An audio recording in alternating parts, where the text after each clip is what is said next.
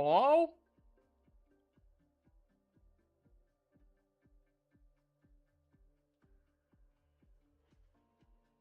Can people hear me?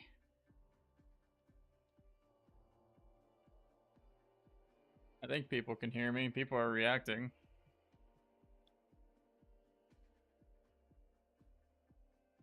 Oh, we can't hear you? Oh, okay, cool. We're probably gonna start pretty somewhat early. I'm just peeing right now in a bottle. You can watch me pee in a bottle if you subscribe to my OnlyFans. I know some of you are probably into that. Oh, looping audio? Wait. How?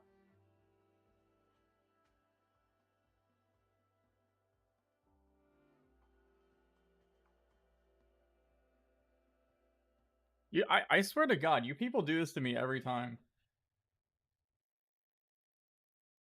Delayed echo? Memers in the chat? I think there's memers in the chat. We're all gathered here today to preach the Lord and Savior SadlyItsBradley for saving the big. Yeah, let's talk about that actually. Maybe that'll be our first topic because well, maybe it'd be a good idea to switch to my camera first. Give me a moment. I need to add my money making thingy. Because money is kind of cool sometimes. Okay, I'm gonna click it. I'm gonna click it. Oh God. Oh God. Hello? Hi. I'm Brad. Um, up the volume? Oh, there's two audios. Wait, is there two audios? I'm confused now. I saw something weird for a second. Hold on. Hold on. Let me make sure this is all fixed. Make sure this is all fixed. Because that was scary. Okay. Hey. Hey everybody. This is a live stream. This is not pre-recorded. Probably. I don't have paid bots in my chat to make this pre-recorded video look like a live stream. No, never. You look like you've been welding.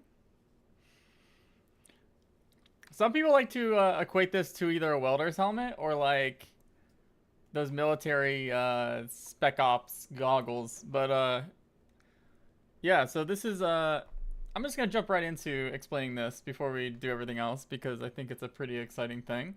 Um, do you like my eyes? Do you like my eyes? You can see my eyes. This is actually a mount for the Leap Motion Controller 2 that I don't remember where I put. Oh, it's right here.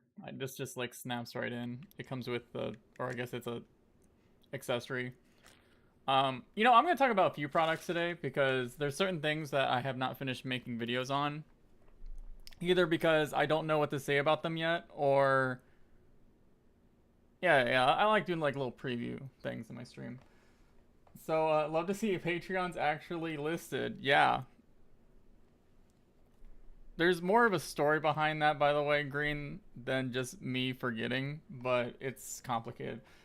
But yeah, this is a flip up, a DIY flip up visor. So I wanna show off while I talk about this. Let me go to this YouTube channel. Oh, did that fade? So this is the person that's doing this basically for me and with me, Val's Virtuals. They're a pretty good friend of mine. They've made some really cool DIY projects in the past. And, you know, I was doing pretty stupid stuff with the Beyond, right? Like kind of silly stuff. Like this is a cat ears shell for the Beyond. And there was another thing in here somewhere that again I can't seem to find, but I added a top strap, like a front to back top strap for the Beyond because you know the Beyond is going to come with a side by side, and I was just like, I wonder if I can mod on a front to back, and I was able to pretty easily. I basically reprinted a interface that just lets me have a loop on the top, and it was neat. But when I was doing these things, something made me realize I really want there to be a flip up strap for the Beyond, because honestly, I've tried other headsets in my past. This almost 8 years of doing VR that have had a flip up design. A very poor example would be the Vive Cosmos. The Vive Cosmos, if I remember correctly, had a flip up design, but that headset was way too heavy, and it didn't really work for that. Like having a big bulky brick on your face that flips up doesn't make sense as much as a small headset. So yeah, I started thinking about this, and then yes, we got this prototype here. And there's a few other reasons why we wanted to make this, and I won't spend too long talking about it. But one of the things I always talk to people, so I actually know a lot of people who pre-ordered this device. A lot more people than I was expecting to pre-order this device, to be honest. But a lot of people are obviously VR chatters that are interested in a device like this. And the biggest thing that every VR chatter wants, other than something like this, is eye tracking built in. And unfortunately, eye tracking is like pretty much the hardest thing to add to this device, like right off the box. Some of the best examples people have been giving, like it's actually been getting really easy to add eye tracking to various headsets, like the Index and Quest 2, for example. Thanks to this project. This is called iTracked VR. It's a fully open source hardware and software thing where, again, you just put in these little boards, these little cameras that they recommend you to buy. They have their own software, their own everything. It doesn't give you foveated rendering, but it gives you good enough eye tracking to do social with your eyeballs, looking around and stuff. Now the problem is, I don't know if you can see here, but the kind of cameras that they use are pretty large. This is an Index, for example, which is a pretty large headset. And getting a camera like this inside the Beyond, especially when it has this thing in it, if I can do this correctly. So you have the little, the little facial pad here. There's like no room at all to put a camera or really anything around those lenses. So I was thinking what would be interesting ways to be able to add more clearance to do stuff like adding eye tracking for people or all these things. And it kept going back to this like flip up hackers mount design where, people can either build it, or the hope one day is actually get a partner to mass produce some of these components, like injection molding and stuff for people who don't want to build it themselves. And just have like a cool DIY friendly accessory for this to do whatever you want. So yeah. People are asking about light bleed already. Yeah. So as obviously, that's kind of another like pro and con of this design. Is one pro is you can remove the facial gasket and then get the lenses closer to your eyes than like even with the facial gasket in. I don't know if it's kind of hard to show off on stream, but that is kind of one thing. But yeah, we are kind of looking into doing like a side light blocker thing similar to the Quest Pro, for people that do want to get things closer to your face but not also remove the cushion. Because there's a few downsides with the cushion, in my opinion, for the Beyond, that like doing this kind of design we can avoid in general. Yeah. So it's an interesting project. If it doesn't get to mass production for some reason, I'm very hopeful that we can just like publish the files and just see people iterate on it. And yeah, but it's been a really, really cool seeing this come together like really fast. Which Fowls Virtuals, I think they're in the chat talking about it. Oh yeah, let's do a live demo. Okay, Tupper, I saw your question. All right, let's do a live demo. All right. So here, actually, I literally had this prepared. So this is what a VR app looks like. You're in Beyond. I do have Steam VR running, and then you want to do the flip up, it goes what? Yeah, you do break your neck if you're an avatar, and now things are upside down.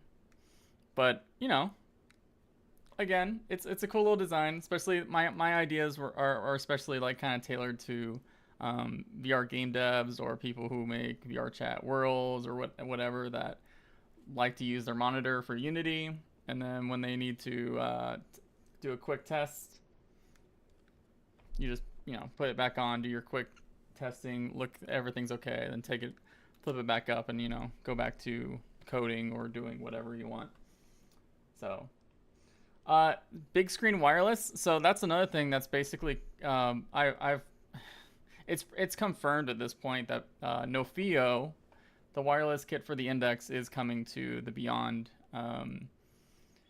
I've seen pictures of it, or at least pictures of people mounting it to the Beyond, and I know there's drivers being built for it. The way it's going to work, from what I've heard, is it's taking the same antenna back part, strapping it to the back of the base strap, and running a battery down to your waist or something. We might hear about that pretty soon. It sounds like I think I was supposed to get a demo of the final production Nofio kit pretty soon for the Index. But I don't know. Emails come and go, and I don't know. If possible, you should add a soft. Yeah. So yes, that's actually one thing that our current prototypes don't really have, like any sort of locking mechanism or any hinge, and that's kind of like the one downside about it right now. It's gotten all this stuff, and it does a lot of cool other things I didn't even talk about, like, so the forehead pad here that's on your forehead, it's actually a flexible material, and you can see there's a second rail here.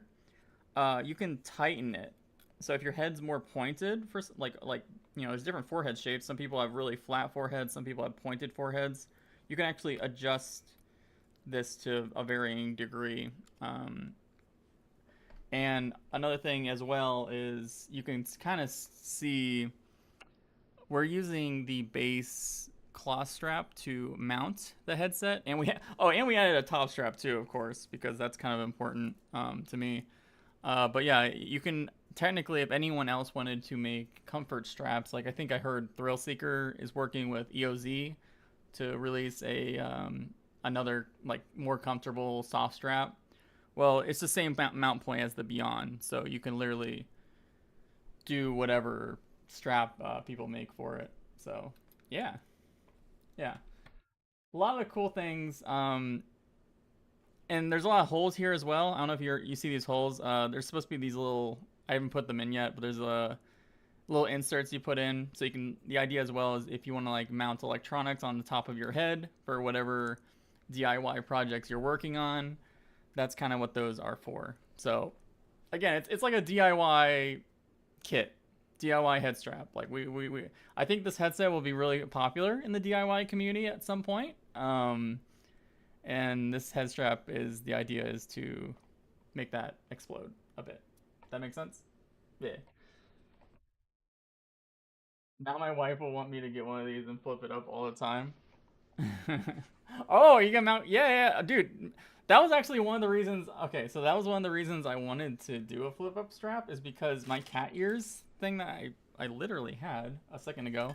So my cat ears shell was honestly a colossal failure because it didn't look like cat ears. It looked like I had, like, these eyebrows. Let me go back to this so people don't get dizzy seeing things upside down all the time. It just looked like Gundam eyebrows. And I'm like, well, that crap. I need to mount the ears on my forehead instead of my eyebrows. And then that came back to doing this kind of strap, because I can easily just make 3D printed cat ears and then mount them into these holes. So yeah, there will be cat ears. There will be cat ears. Yeah. Brad, appreciate your channel as an Index user, craving for upgrading to Index Valve entry. Oh boy, we're already starting about that. Oh wait, I got a donation. Hold up. Vexner3 with $10, thank you. I'm gonna get a pre-built PC with 4090 to get in the VRC. What full body tracking hardware should I go with? Cheap but quality. So I haven't tried mocappy, so I'm not really Wait, I should say what headset you're getting. If you're using a Quest, which I'm guessing you probably are, if you're talking about like stuff like mocappy, um, cheap but quality is always hard because in my opinion, if mocappy, I haven't tried it. Thrill recently said it's gotten much improved. In my opinion, if you're going for a system like mocappy, I would look into Slime VR as much as you can. Nothing against the mocappy system or Sony, but I kind of have this feeling that Slime VR constantly iterates because it's like very open source. The community keeps working on it, adding so many more features. You never have to worry about a big company saying, "Okay, we're bored with mocappy," just don't update it anymore or whatever. Now the issue with Slime VR obviously is it's still shipping Kickstarter or whatever they called it, and it's hard to just buy them flat out still at this moment. If you're not using a Quest 2 and you already have Index or like any Lighthouse space stations already, I think you should just get Tundra trackers or Vive trackers, even if you buy them used. I still use Tundras every day, even though I do have like a DIY kit for slimes here. It's just nice to have. I just like I'm already in the Lighthouse ecosystem, so it's nice for me to do those things. Are you gonna switch from Twitter to Threads? No. Even though I've noticed Twitter has actually gone down in impressions quite a bit recently. Actually, it wasn't actually going down. So I actually really love Twitter. It took me a while to get into Twitter. I think I really only started coming into my own on Twitter like literally a year ago. And of course, when I finally understand Twitter and get into it, of course things start going crazy with Twitter. Now, I'm going to stick around Twitter for a bit longer. Will I go to Threads? Probably not. I'm not a big fan of the Facebook ecosystem, as I probably voiced in the past, and it would be very hypocritical of me to go into the next big thing, even though I voiced my opinion on like Facebook social networks, and I don't want anything that's involved with Facebook as much as I can. If I do switch to a social network, which I doubt it, it would probably be something like either Mastodon or the other one. What's the other one? I don't plan to switch in a big way yet. Blue Sky. Actually, yeah, I have a Blue Sky account, but I still haven't touched it since I made the account. That's the other one I was looking into. But again, I really don't want to switch out of Twitter unless it's just completely dead, and it's not dead yet.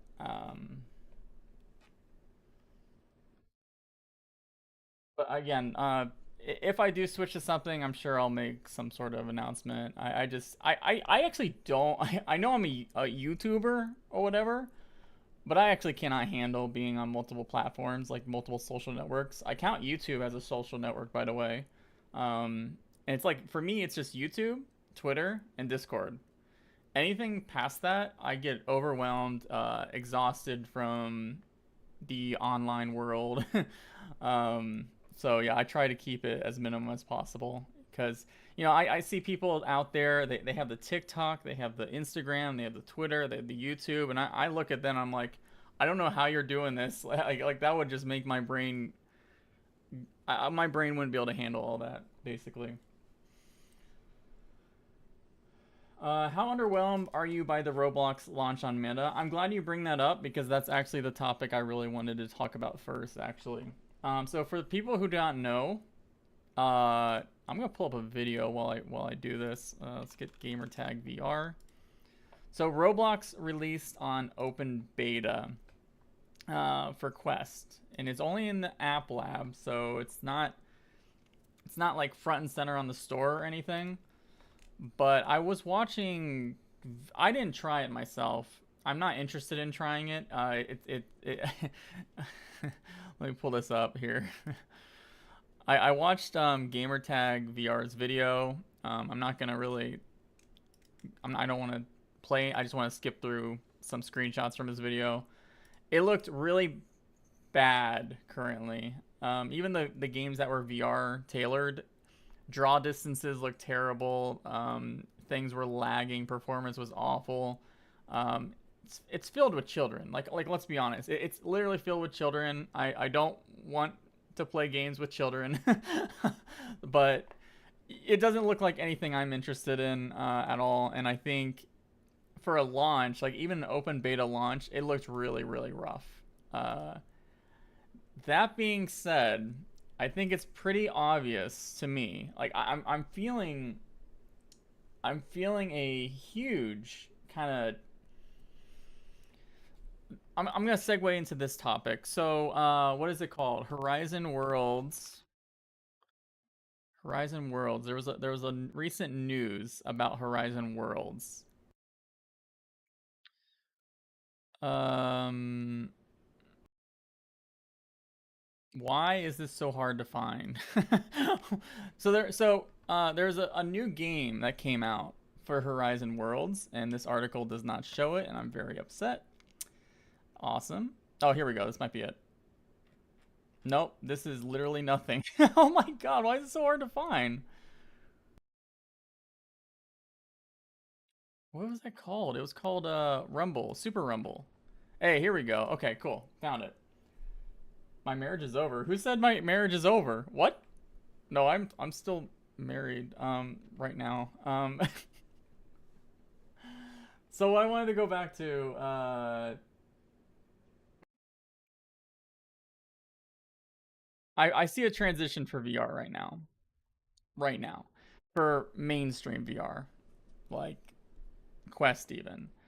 I'm seeing a huge push on these free-to-play platforms, Gorilla Tag, Roblox, and Meta's still dumping a ton of money into Horizon Worlds to the point where they have this entire dev team, a whole studio, which I believe they're called or something or Oro Interactive right here, and they're building out full games in Horizon World instead of building actual standalone games that they sell on the Quest store.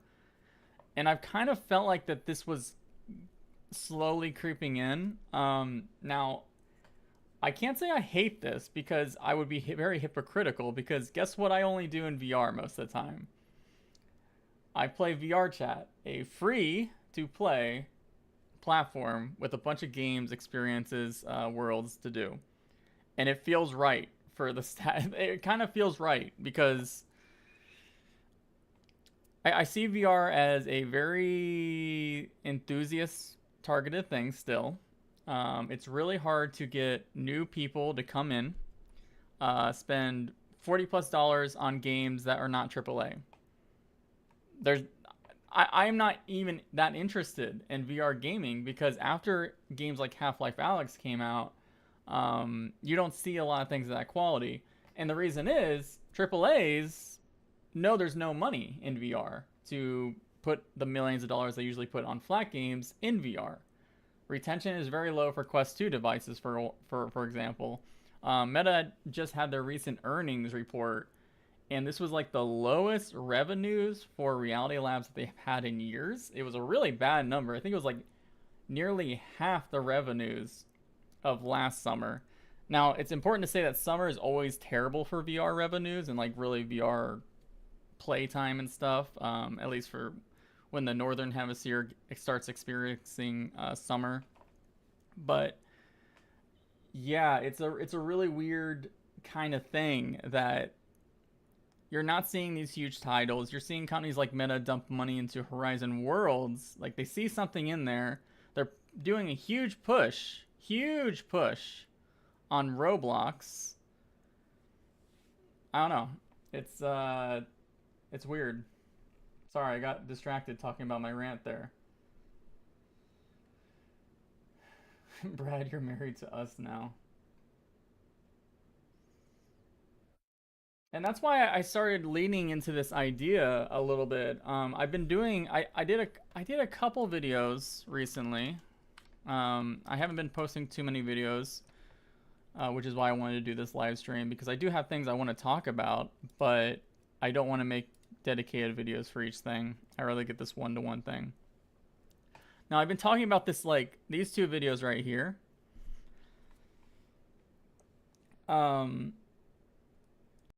The reason why I started thinking about this, I'm going to show a product that I've been kind of using.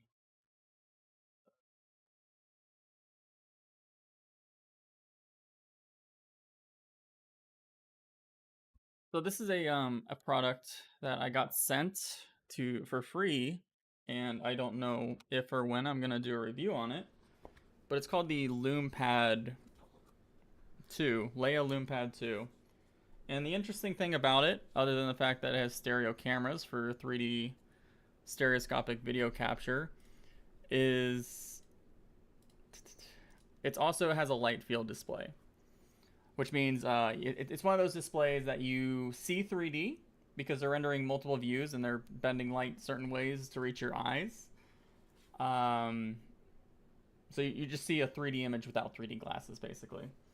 And it's been making me think a lot. This device has been making me think a lot about the idea of 3D experiences on 2D planes, basically, because that's what this is. This is a flat slab that creates 3D content for your eyes.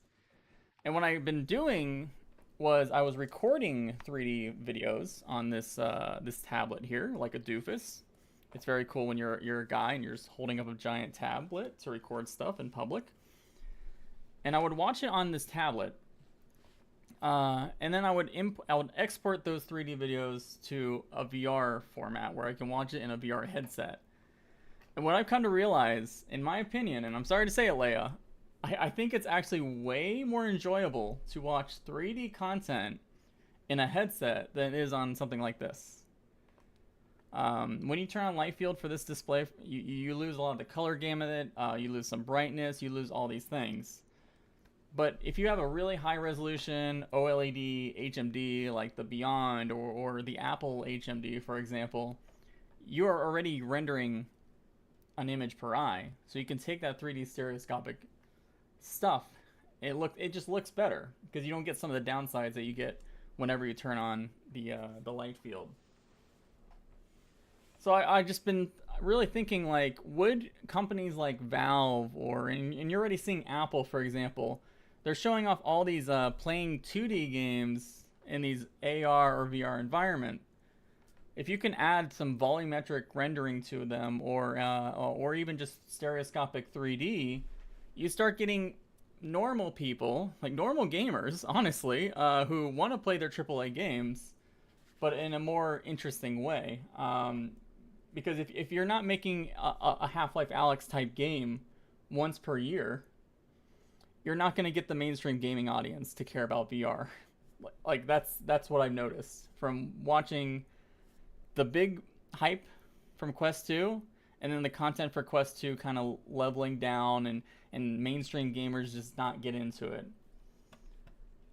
So, and then it's kind of like a good, it's like a gateway drug, right? If you can give a really good flat gaming experience in a way that you can't get on a TV or monitor or even a light field display, then you can transition those people into doing actual full VR content. So, yeah.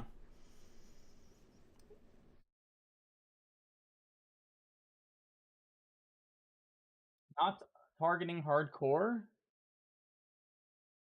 Okay. I'm not even. I don't think it's crazy to think that AAA games are more mainstream than hardcore a lot of the times. Like, there's more mainstream appeal for AAA titles, even flat titles, than there are a lot of indie games. Unless there's something like, stuff you play on the toilet on your smartphone, which I don't see people putting on a headset to play Cookie Clicker on their toilet. Like, I don't know.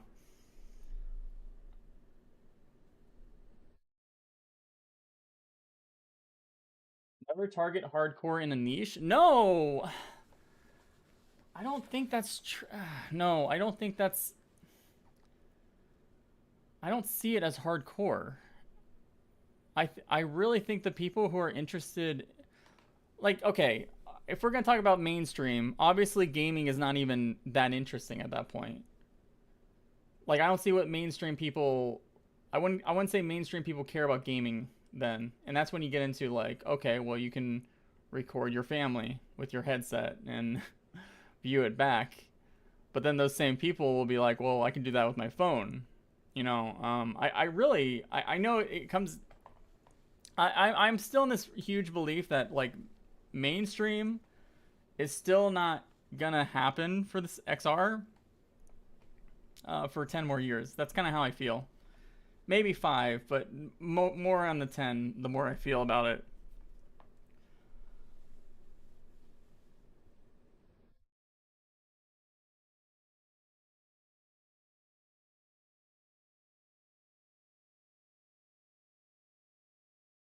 Like if XR was gonna XR had a couple chances to go mainstream. And the Quest 2 was probably the biggest recent chance, right? A $300 device, and Meta changing their name to Meta.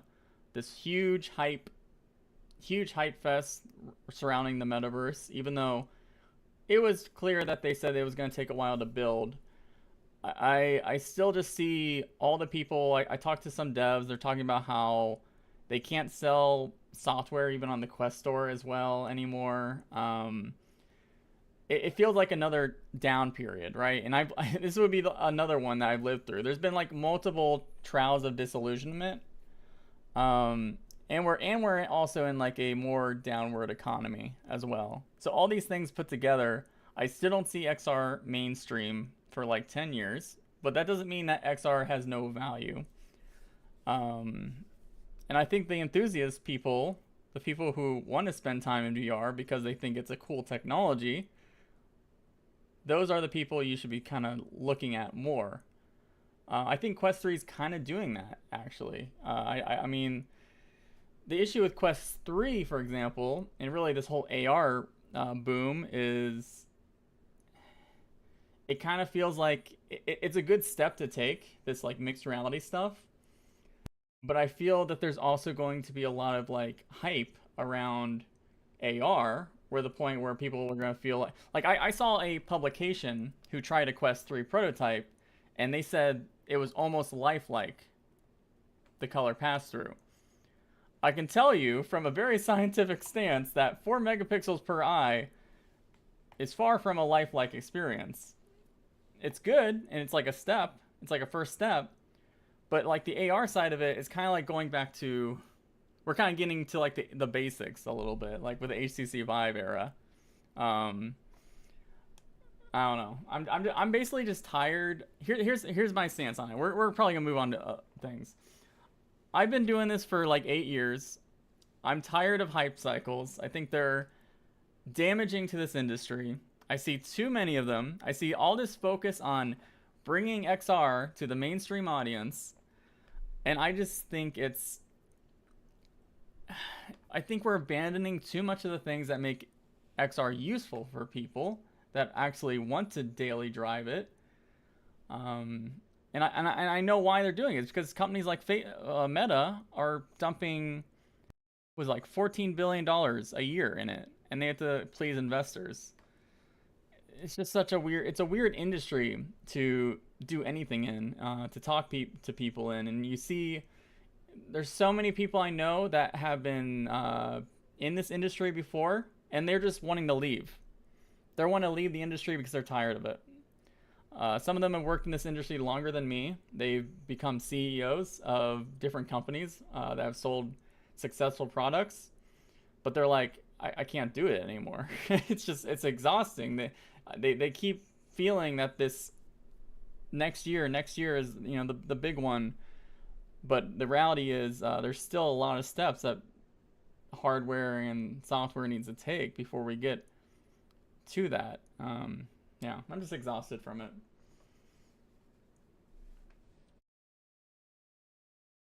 The old guard must die. The old guard pretty much did die. I don't know what you're talking about. There's not much old guard left. Um, I don't think there's much old guard left at all. I don't know, like you mean like 2016 people? People that was doing VR in 2016 that were hyped about it, they've either like accepted the state or they've just kind of gone to other things. So,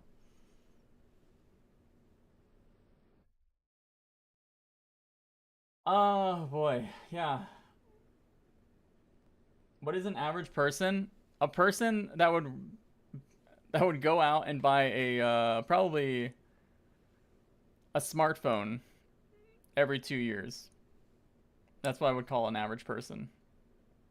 If it's a weird thing, but someone that wants to buy a smartphone every 2 years and they feel good about it and they never regret their purchase.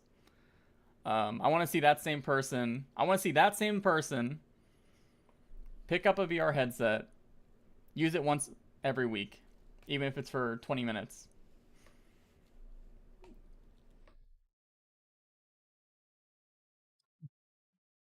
Anyway, sorry. I don't know why I got. I think this was gonna happen anyway because my channel is not.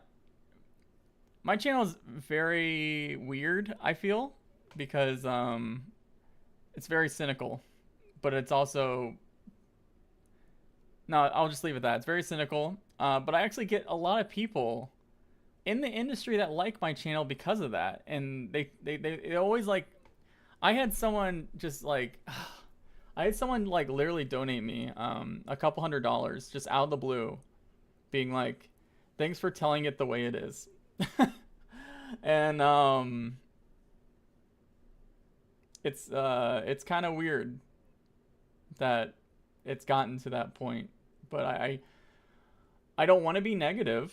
I don't feel I'm negative. I just feel more frustrated seeing these huge hype periods and then things just it's over. I don't feel Quest 3 is going to reach the excitement as Quest 2. I think a lot of people are gonna buy Quest 3 and I think they're gonna love it. Especially PCVR users, but yeah, it's just constant. It's like even with the PSVR 2. The PSVR 2 came out this year. It was getting it was a huge hype thing. It even started to get me hyped a little bit. Right? I was even getting a little hyped for PSVR 2 at one point. And then I just got it and I'm like it's okay. And then I hear that PSVR 2 sales are not doing as well as people hoped. Developers who are releasing titles on PSVR 2 are not selling as well as they hoped due to the lower hardware sales. It's just like it's just exhausting seeing the hype cycle over and over. I'm gonna go to the next topic. Sorry, wait, maybe not. Vexter 3, $20. On hype cycles, can we get a realistic chart where the hardware tech needs to be to get close to, if not parity, with our senses? Seems like every year we do get closer. In resolution, form factor, haptics, eye, face, full body tracking. Yeah, that's interesting. So we're already seeing some. So okay, let's be positive. This is why I know a lot of us here are not going to get the Apple headset. We also probably a lot of us here probably don't like the ecosystem and like the way the Apple headset's targeting XR. But it still excites me because it literally is all the bells and whistles packed into a device. They didn't care about. They clearly didn't care about making it cheap, right? And I always say I'm really glad they did that because eventually everything in that headset eventually will get cheap. Eventually, it's literally impossible for a cheap headset, or I should say cheap technologies like LCD. If the industry all focuses on this low end LCD product, for example, you're never going to get new technologies built for XR. That's the way I feel about it. Unless you have Meta dump a ton of money to build their own fabs, but even that is not as powerful as a bunch of companies wanting to copy this high-end lighthouse that's giving off light to the rest of the ocean, you know?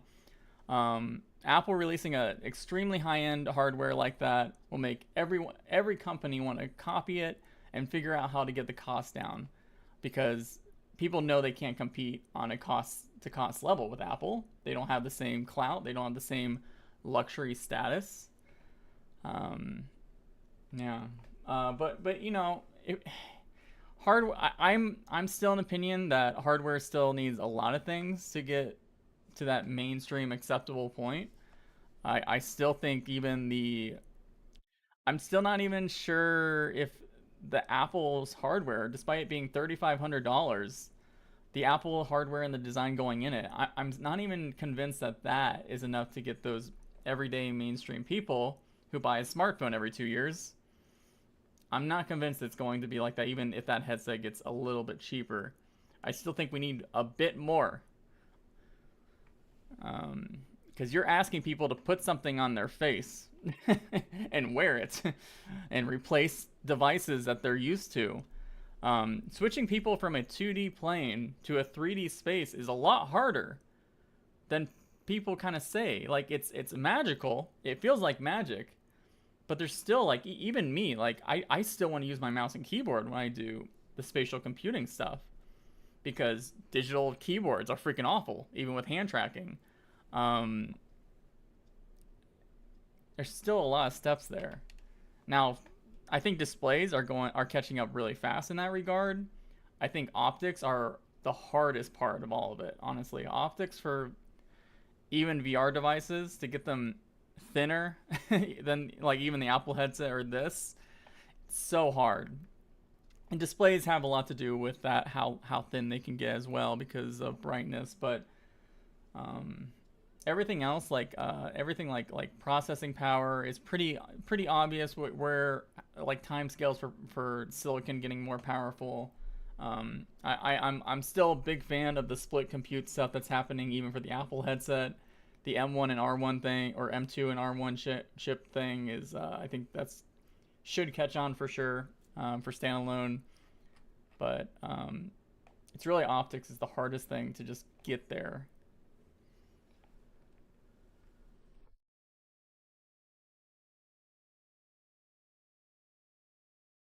Hardware is okay, but there's a few killer apps. Well, you know,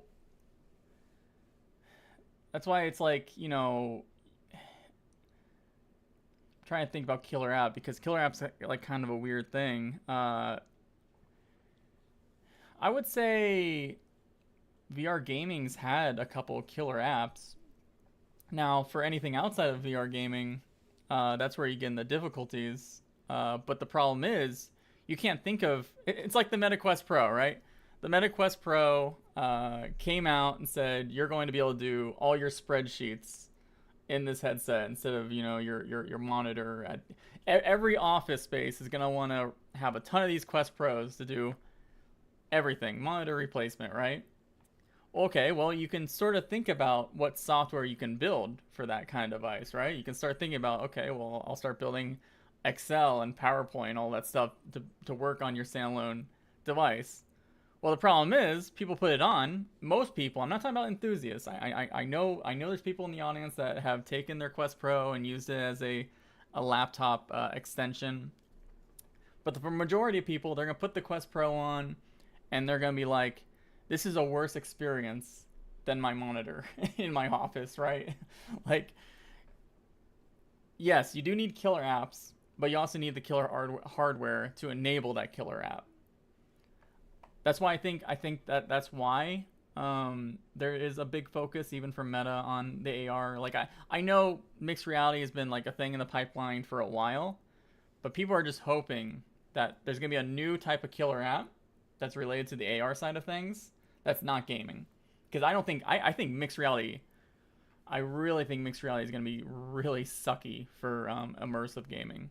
Like I really don't think it's gonna work well. Um, maybe I'm wrong. Maybe someone will make a really cool game where things fly at you from your walls, and people are gonna prefer that than the VR version of that game. But I really think MR is so limited when it comes to gaming, honestly, because it goes back to in 2016, Valve coined the room scale VR thing, right? They're like, you can have games developed purely for these extremely wide spaces. It didn't really work. It didn't work. Developers having to figure out a bunch of different room sizes, shapes, small rooms, large rooms. For developers, it's so difficult. It's difficult to have one baseline experience for a ton of different room types and sizes. And I think mixed reality suffers from the same problems as the room scale VR thing. You don't see room scale VR games anymore. You see people mostly have joystick movement, right?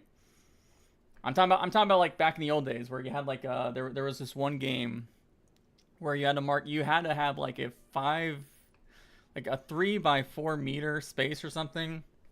It was all about crawling through things. And if you didn't have that space, you didn't have certain dimensions of your room, it didn't work. And you never heard of those titles get good again. MR boxing sounds like a good idea. You'll feel safe. Yeah, I do think fitness is interesting for MR. I do think so. I think that's a good I think that's a good use case compared to VR because you are less likely to have a VR to ER situation than VR where you can't see where you're punching. That being said, you also have to think about comfort. Whenever you bring fitness into the equation, you have to focus on comfort. And pancake lenses help a bit for that, but I still think you have a bit more to go to make people want to do. It's an interesting thing. I think that's why there's a huge focus on doing yoga in the Apple headset, for example. I'm pretty sure they showed like some meditation yoga experiences for the Apple marketing. Nothing fast paced, right? No cardio or anything. And I think it's because Apple is aware that the hardware is not there for the majority of people. Now, again, there's always that crowd. There's always that crowd of mega enthusiasts that are totally fine to put on a Quest 2 and do all their fitness in there. But I think most people are not.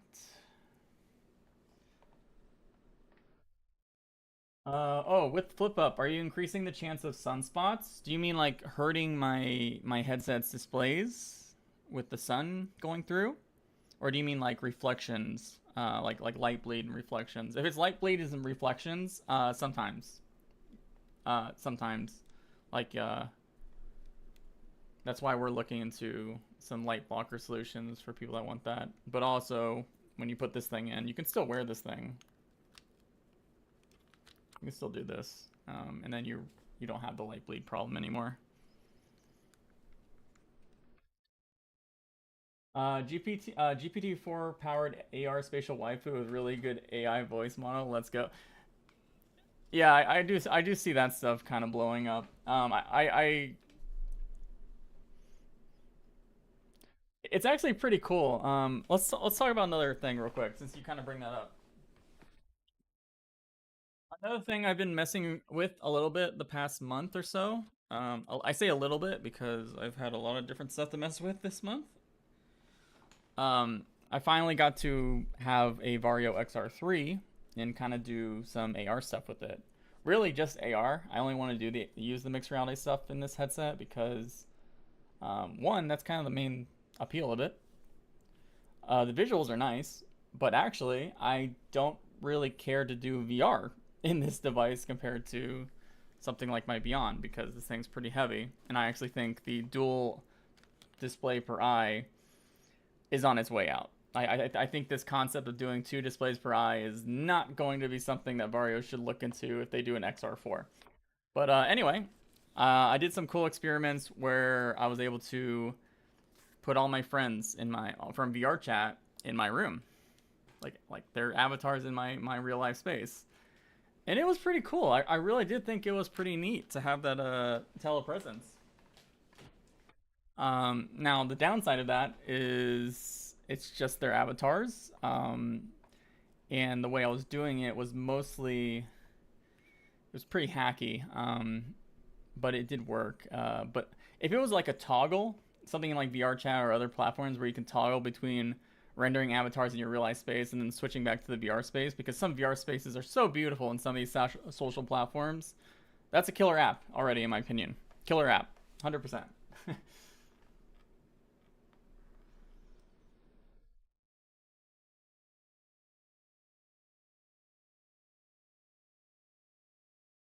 I want the Vario Arrow. This is basically the Vario Arrow is basically that headset without the cameras and that little focus display. Um, I tried a Vario Arrow before, and I honestly, I know this is blasphemy for some people. I'm not as huge of a fan of spheric lenses as most people are. I find chromatic aberration very distracting. I also find pupil swim very distracting. Vario does a lot of pupil swim reduction very well, so it's not really much of a problem for Vario.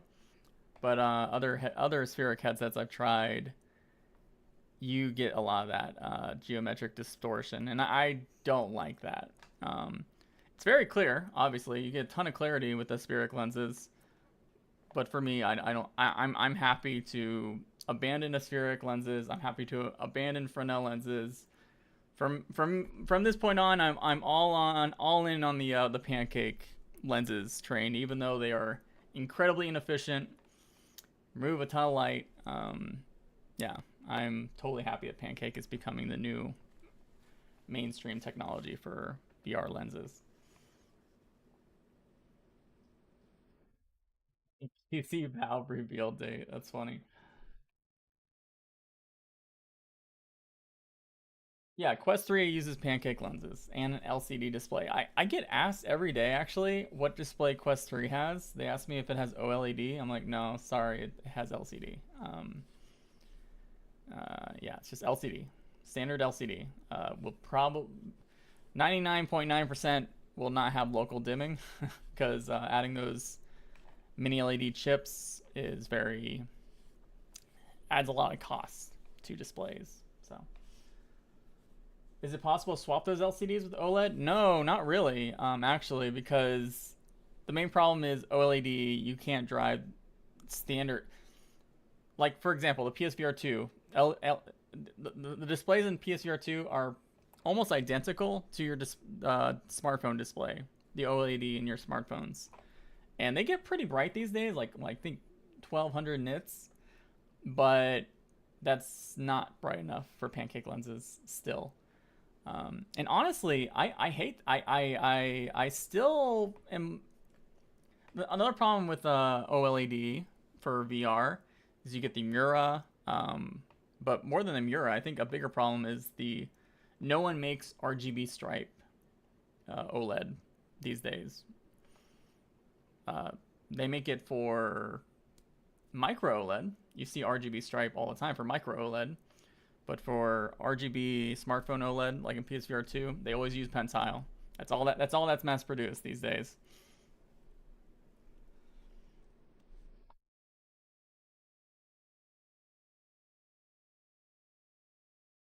Will be dead. No. All right, let me say this one thing because just because I was very doomer about when XR will go mainstream, I want people to understand that I don't think that VR can ever die. I think it's past that point.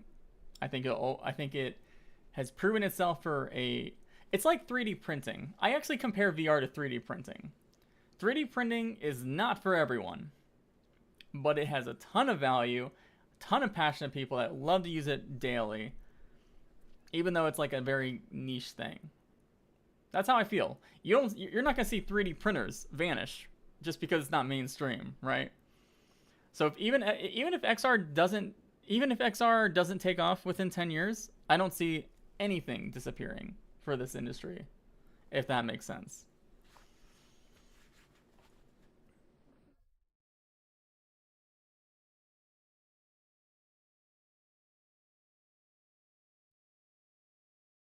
The thing I'm angry about is no VR games as the same level as Half-Life Alyx because it's really expensive to make a game like Half-Life Alyx. It is so expensive. Uh, Valve is a private company. They can do whatever the crap they want, and they wanted to make a VR game that makes all their VR games. They wanted to make a VR game that made other games want to copy, give ideas to other developers in the industry. You won't see AAA companies do that. they won't do in Half-Life Alyx because there's too much risk. They look at games like Half-Life Alyx. They think, oh my god, it probably costs 100 million plus to make that game. What will we get back? Even if we launch the game on Quest 2, the highest selling headset, what will we make back from that? And the answers are probably not enough to make them care. So, yeah. Alex is a tech demo. That is one expensive, highly regarded tech demo. My good friend in chat.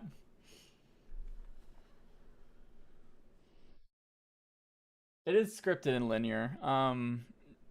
But you know, it's still, there's so many people that bought the game, played it as their first VR experience, loved it. I think it's like overwhelmingly positive rating on Steam.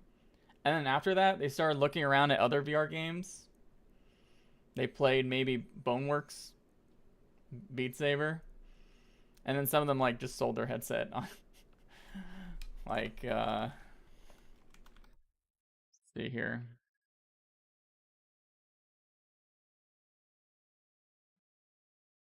See how many pages.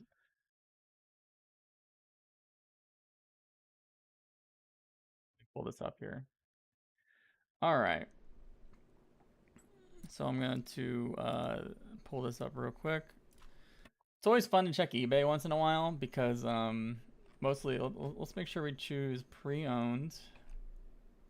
Where is pre-owned? Condition. So there's 2,297 pre-owned Quest 2s for sale.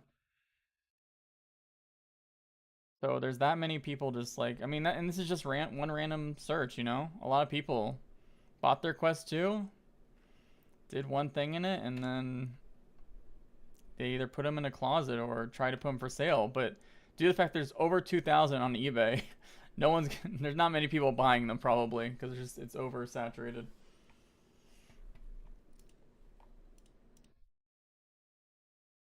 And you know what? A lot of people who still kept their Quest 2, which there are a lot of people obviously that kept their Quest 2. A lot of them do PCBR as well because that's a nice value add. Have you tried Breachers and Broken Edge? I tried Breachers. Breachers was awesome. It was very well made. It was very good. Actually, I have no complaints about the game I played it right when it came out. Very good game. But I think it's only popular within the VR community. Unfortunately, they couldn't get like any licensing with Rainbow Six Siege. Because they probably literally could have ported that game with that title and gotten away with it and got more mainstream appeal or mainstream gamer appeal.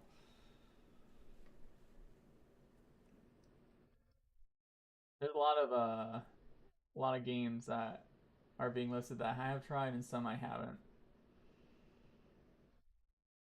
You have any interest in Owo skin? Is that you mean the Owo suit? I'm glad you bring that up.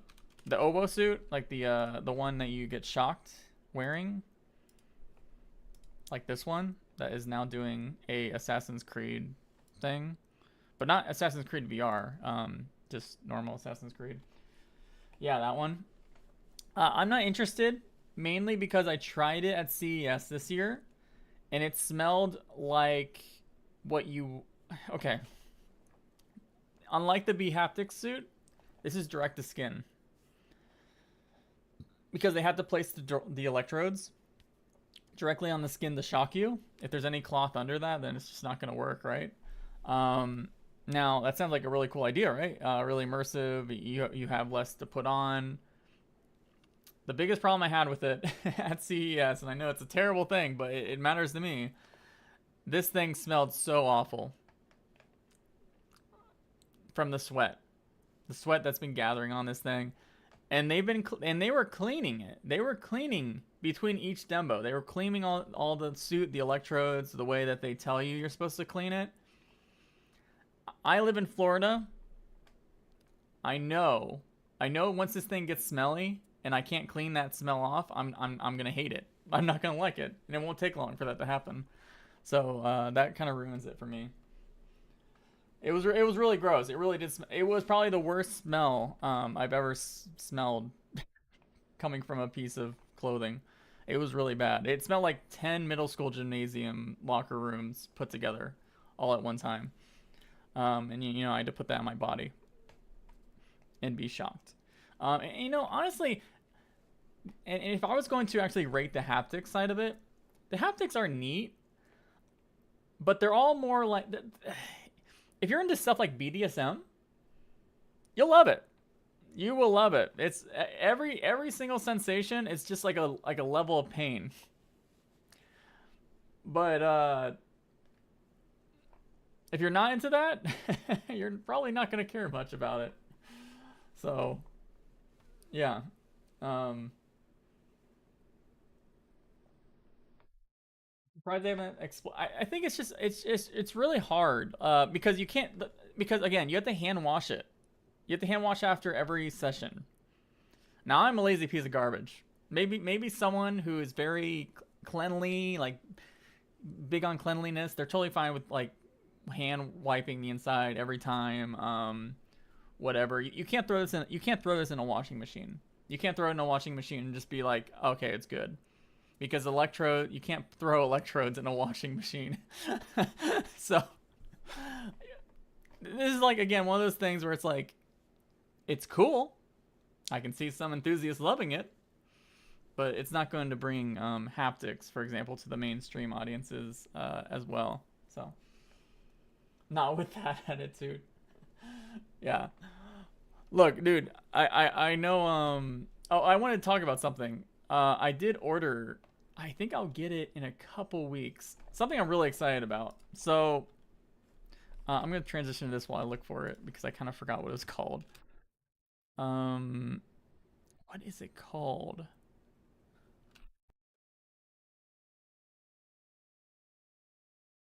Let me see. Give me a moment. Give me a moment. This will give me a moment. Moment. I'm gonna have to search the Road to VR archives. I think this will be a really cool video. I'm super excited about this. Where the frick is it? It was like, oh, I think it was like the Void. What was it? Okay, this is killing me out. This is driving me nuts. Oh my god. Okay, old brain moment. Yeah, actually, it is a brain moment. I literally was looking at this. Oh, why can't I find it? Okay, I'll do it. I'll do it like this. Oh my god, I will find it. I almost got it. I almost got it. I swear, I almost got it. Oh my gosh, where is it? Where is it?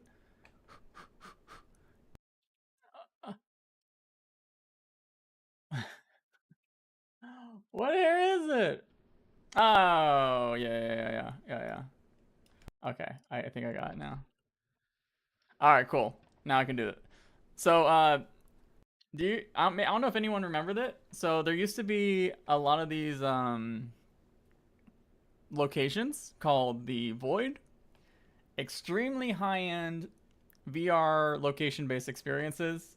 They had custom hardware, custom haptic suits, custom headsets with curved OLED and curved optics, and they had a custom gun with haptics in it. All this crazy stuff. I thought there was more pictures. Wasn't there more pictures? There was more pictures of everything.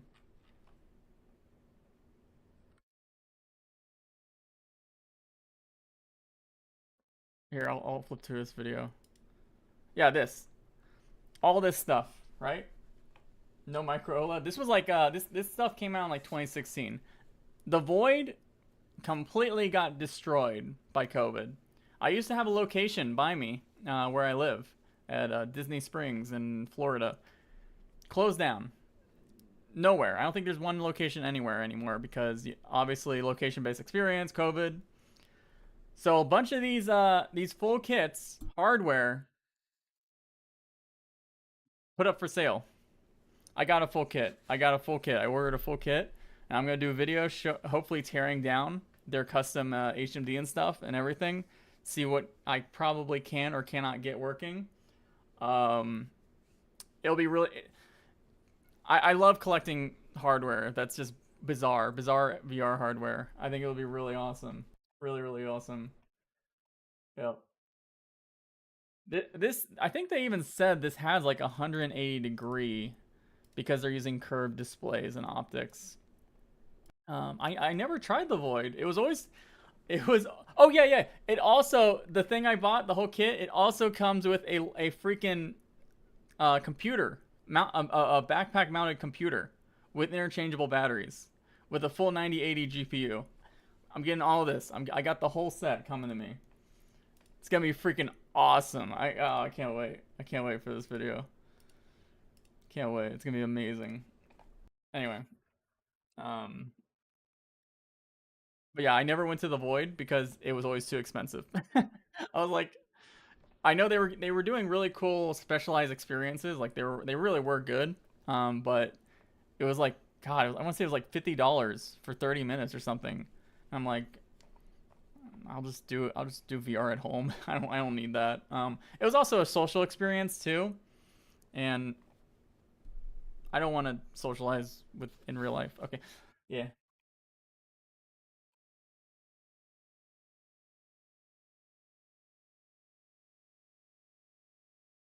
People pay that for indoor skydiving. Yeah, I mean it was probably so. The thing is, it was in like Disney Springs, like a very touristy location. I'm sure that price is fine for that.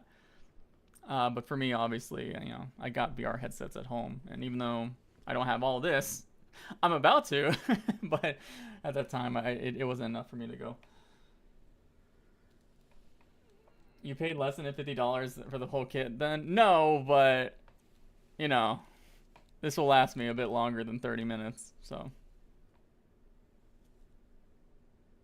all right. All right. What else do we talk about? Oh, another cool thing happening on the channel, maybe.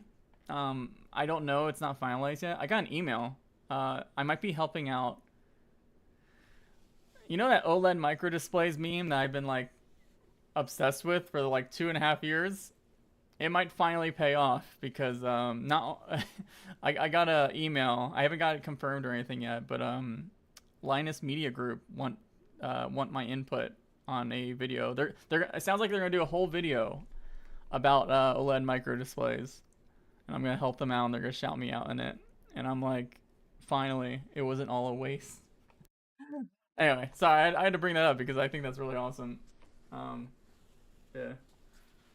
How long do you think companies use stitch lenses? Honestly, stitch lenses, I think, will mostly be enterprise focused for a while.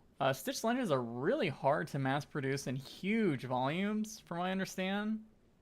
Um, it's really amazing what Hypervision did with the stitch pancake, obviously, but like again, I really think, I really think making millions of that design is really hard. So you're gonna see enterprise for a while. Um, yeah, but that doesn't mean I don't think FOV is gonna get like extremely huge one day with optics. I just think they're gonna do other weird things. I think they're gonna do other weird things to get there. That's my opinion. Brad is blowing up. It's actually been a really rough summer for the channel. Which is why I don't post that many videos during the summer because like it's always painful when you put a lot of you get really excited. Every video I release, I usually make it because I think it's just such an exciting topic, right? There's never a video I've made in the past probably 2 years where I've been like, oh, I gotta publish it because I'm a YouTuber. Now every video, it's like, dang, I'm hyped to make this video. I want to push it. Um, and if I push a video like that, and it's summertime, people are not as interested in VR, it hurts your mental state a little bit. So I'm very choosy on what I publish right now.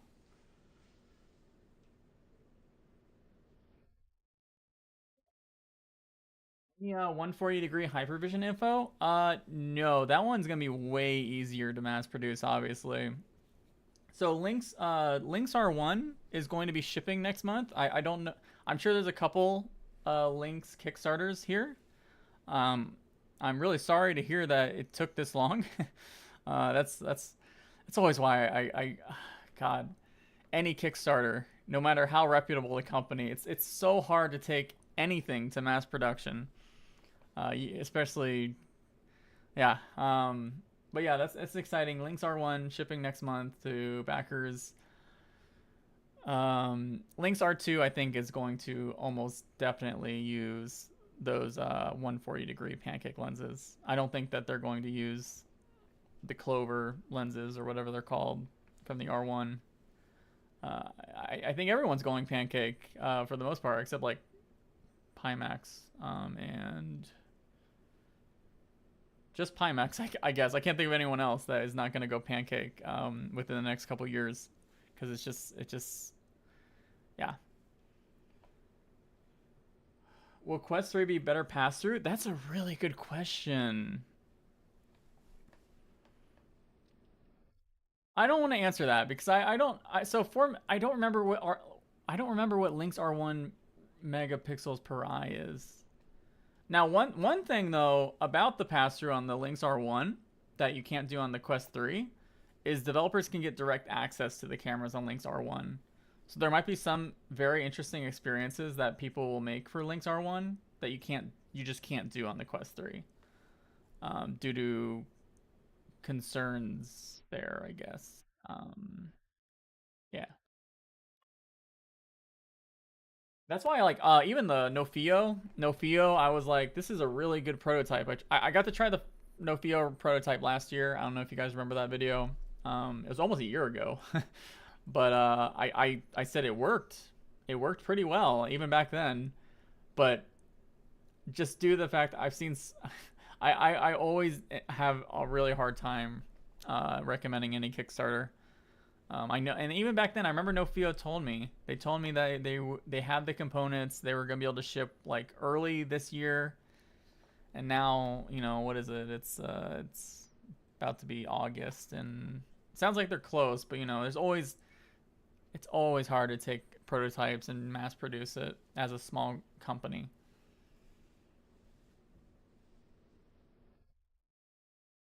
The Quest 3 FOV, apparently it's the same as Quest 2 FOV. Quest 3, I think Quest 3 will be, for majority of people, I think Quest 3 will be better than Quest Pro. The only thing that Quest Pro, in my opinion, is going to be still useful for is people who care about eye and face tracking. And that is literally it. That is literally the only reason you should probably care about Quest Pro at this point. There was some news that recently came out. I don't know if you missed this, but I'm going to kind of bring it up. I think it was The Information reported that Meta told suppliers that once to not make any more components for Quest Pro. Once they sell out of the current stock of made Quest Pros, they're not going to make any more. Now, they could have a lot more stock. They could have a lot more stock just in, you know, in the back in warehouses, but it's not. It's usually you usually don't hear stuff like that less than a year for a product that they want to keep supporting. So the words end of life kind of sound almost legitimate here. And while I don't think that they're just gonna like completely abandon the Quest Pro with software updates and stuff, I don't think they're gonna do that at all. But Meta has a history of once components go out of stock, it's really hard to RMA things. Now, I remember with the Oculus Rift CV1, the big issue was cables. Like, people couldn't get replacement cables. I think the same happened for Rift S. People couldn't get components for Rift S. I think, was it also cables? So yeah, be careful with Quest Pro. It didn't sell well. I really have heard it bombed, like absolutely bombed, the Quest Pro. I had people literally, by the way, when that news came out that I was just telling you about, I had people, I had a couple people DM me in different channels blaming me They're like, one, you gave a bad review. Two, you leaked Quest 3, and I'm like, if the product was good, it wouldn't have mattered. Every time there's a new iPhone, for example, release, there's always a leak for the next year's iPhone, and it doesn't stop that. So, yeah, that was wild. They sold about. I talked to a Best Buy employee. They sold about 3 Quest Pros every month. That is wildly low. That's crazy. It's not. You can't blame a random YouTuber for any product failing. Like honestly, most people, most people in the VR industry don't like I should say consumers. Most people don't know who I am. It's actually usually mega enthusiasts or people who work in the industry that know who I am, and that's it. You'd be, you would think like even people in VR chat would know who I am, but I can luckily go to public instances once in a while, and it'll be rare that people will recognize who I am, which is kind of a good thing.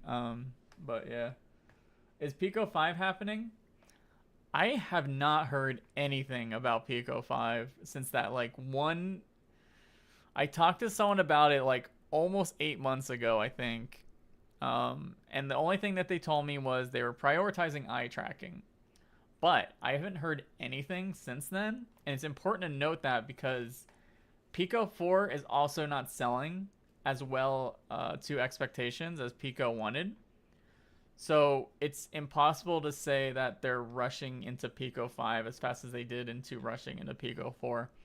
The weirdest thing is, actually, a weird thing, I don't know why, but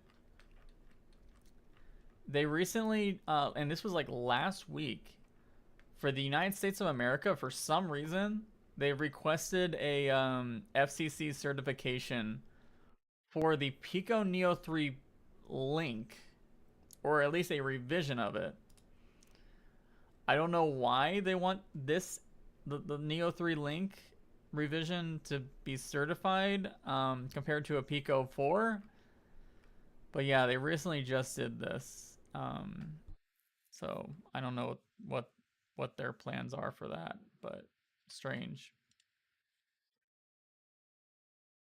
Who are you? I don't know. Wait till you get Roblox famous. I've had people.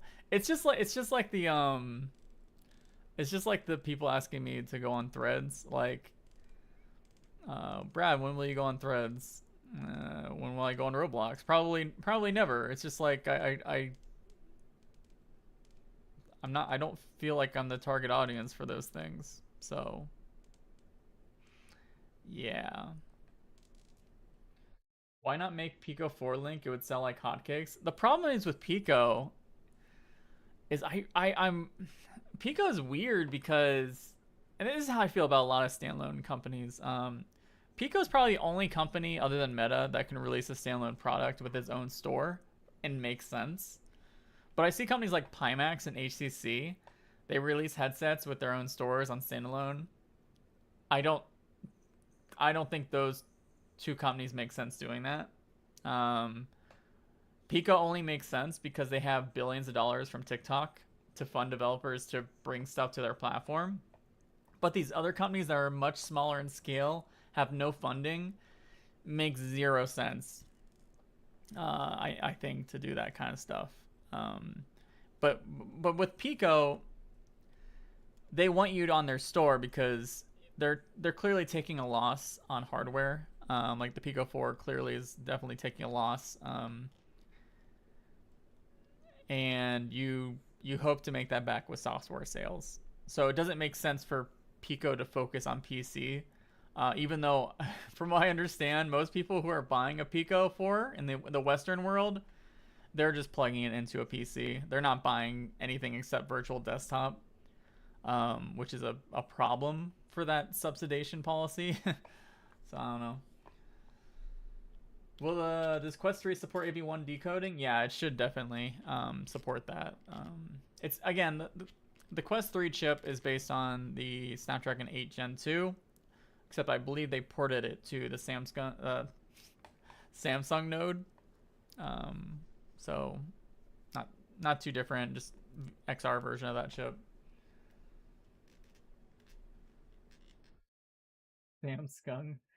I didn't mean to say Samsung. Oh my god. I don't know why I said that. Speaking of Samsung, though, if we're gonna do a quick Samsung OLED micro display meme news, um,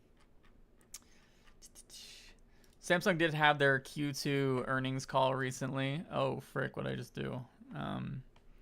And in that earnings call, they said last year they set up a team dedicated to micro displays and are preparing for the XR market.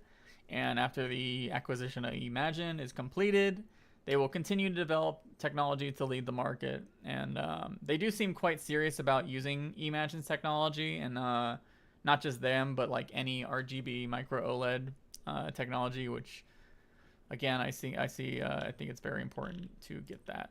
So yeah, cool stuff. Glad Samsung's actually building fabs to do stuff like that. How do you think Deckard will cost? I still think Deckard will be expensive, like $1,000 plus. I really do think it's gonna be $1,000 plus. There's literally no part of my brain from everything I've kind of researched about Deckard that makes me think they're gonna like target Quest 2 to Quest 3 price tier. How much? I don't want to say how much because I don't know. I don't know because I know it has I can infer that it has eye tracking. I can infer that it's gonna have standalone capabilities, and infer it's gonna be Valve. So that's all I got. I don't want to. Yeah. Hey, Gee. Don't ask me specs, dude. I want to know. Oh. All right, here. Everything I have to say about Deckard is more about software because the only official hardware leak I've gotten related to Valve stuff is the mass production of Lighthouse base stations switching hands to HTC. Valve is closing their US factory that have been making base station 2.0s for the past 4 years, for almost 5 years. That's all I got for confirmed supply chain leaks related to Valve. Yeah. Split rendering news. I do want to talk about how like. Actually, I don't want to talk about it. I did a podcast with hold on, let me find the video. Oh wow, that video did really well. Actually, I'm kind of shocked. I did a podcast a month ago with Moore's Law is Dead. If you don't know who they are, they pretty much focus on silicon leaks. So like they love to leak GPUs, CPUs, all of that side. And they had me on their podcast. This is the second time they had me on their podcast, and actually did way better than last year when I was on. And we talked all about split rendering, how Valve could theoretically do an x86 standalone headset with whatever AMD chips are leaked to come out next year, for example, all that stuff. So.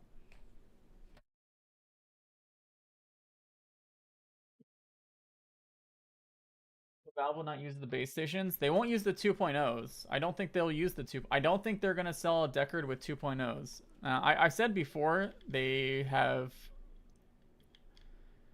partnered with a company called Arcturus Industries, and they are a computer vision company.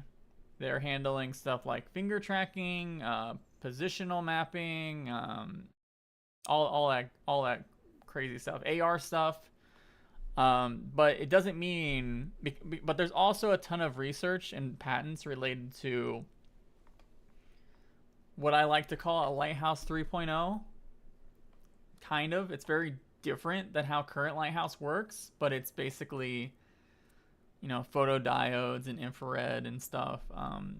But yeah, not sure what they're gonna go with. Honestly, they might go with both because like the interesting thing about a lot of the stuff that Valve has done with computer vision has been using the index as like their base unit to work with. So I've seen them I've seen the index do wild things with their cameras I never thought could be possible with just their two cameras, and that includes like actual slam and finger tracking. So it wouldn't shock me if they did both somehow with a similar configuration of photodiodes with cameras, but I don't know what they're going with. I've talked about both systems in many ways. Yeah. How many years until we see mini LED? I think you mean micro LED, like micro LED. So mini LED is a type of LCD. Micro LED is a completely new technology that's more similar to OLED because it's self-emitting pixels, except instead of using organic compounds to emit light, they use they use inorganic. You're not going to see micro LED for a while still. Very confident about that. Micro LED for even AR glasses, which was like the best possibility that an XR device was going to get micro LED. That's still 5+ years out. You might see like dev kits come out with micro LED, but you're not going to see any mass consumer products with any micro LED. VR is even farther. VR is even farther for micro LED. It's really hard to produce micro LED in full color because the way micro LED is made, they basically have two wafers. You can kind of say they usually use one type of wafer. It's usually 4 inches, very small. They make all the LED chips on there, and they usually have to get those LED chips and push it onto another wafer. The problem is that transfer process, terrible yielding, awful.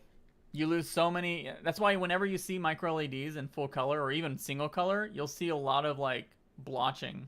It looks like Mura basically, but it's worse because it's really bad still. And that's for one color. Adding 3 colors, it's still a huge problem.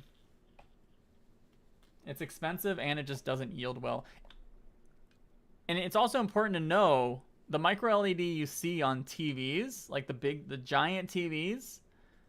Yeah, we're starting to get better at making those, but the micro LEDs, they get worse. They get harder to make the smaller you pack them in, the smaller they get.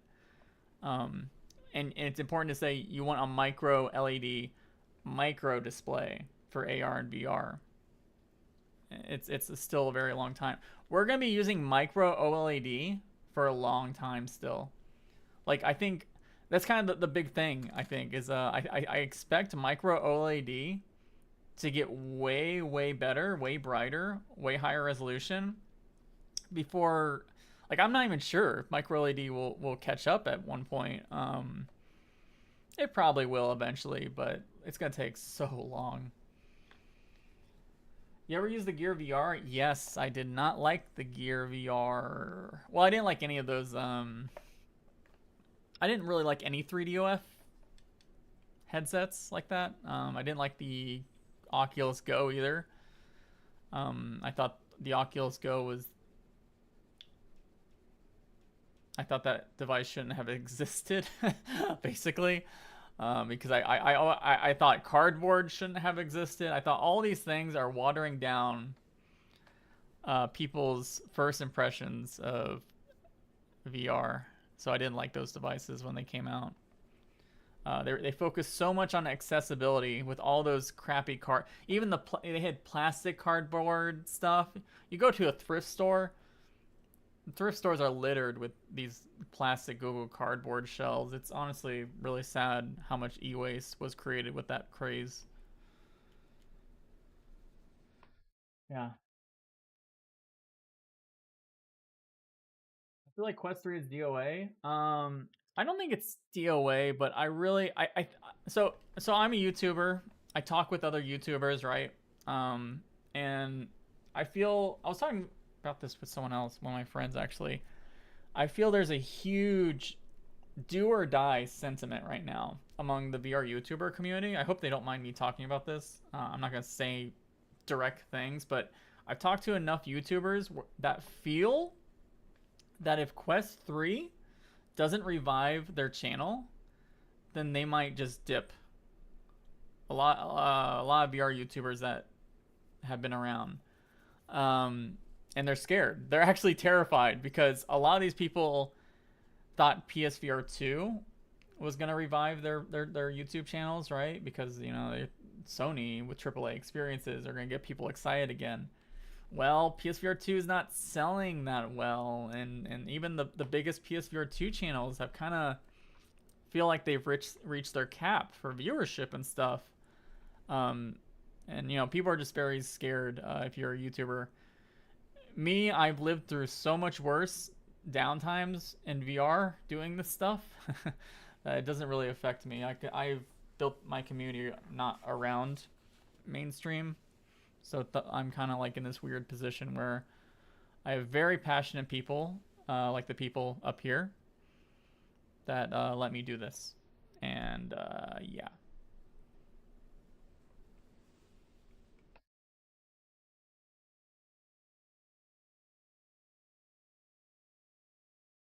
What the Quest 3 have a larger sweet spot because of the lenses? Oh yeah. Oh, if you've never tried the Quest Pro lenses, it's basically going to be the same lenses as those. They are still to this day the best lenses I've used on any device.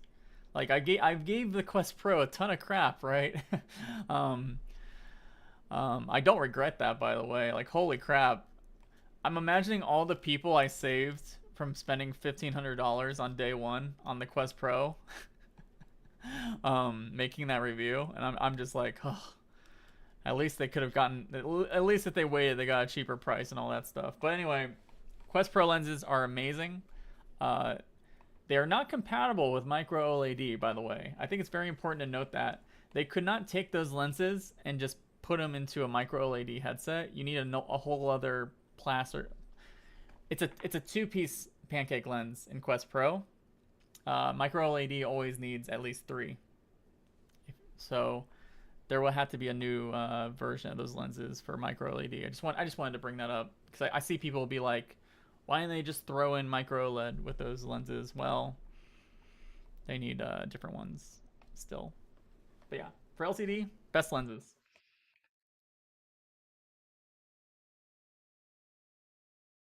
Did I get the big screen over the Quest 3? Oh my god, that's like the weirdest comparison ever because they're so different. Um,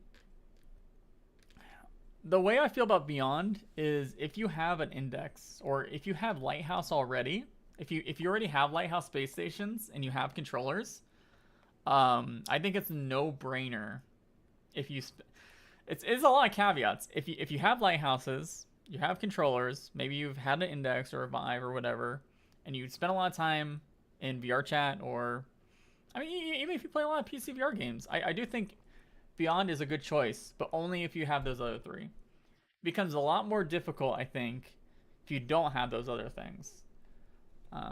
That's the way I see it.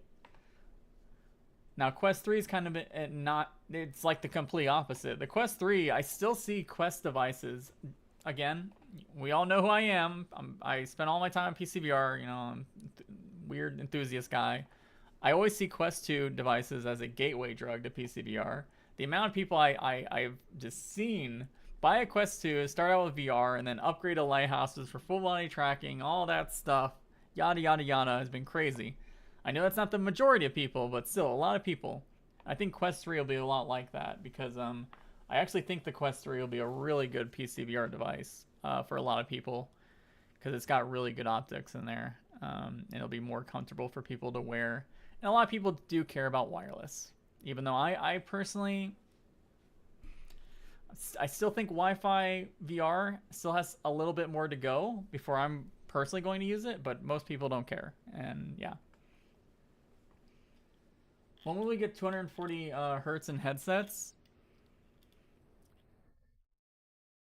You know what's funny about that? There was a display company, a micro OLED display company, advertising that they have a new driving method where they can go 3,000 hertz on their 2560 by 2560 display.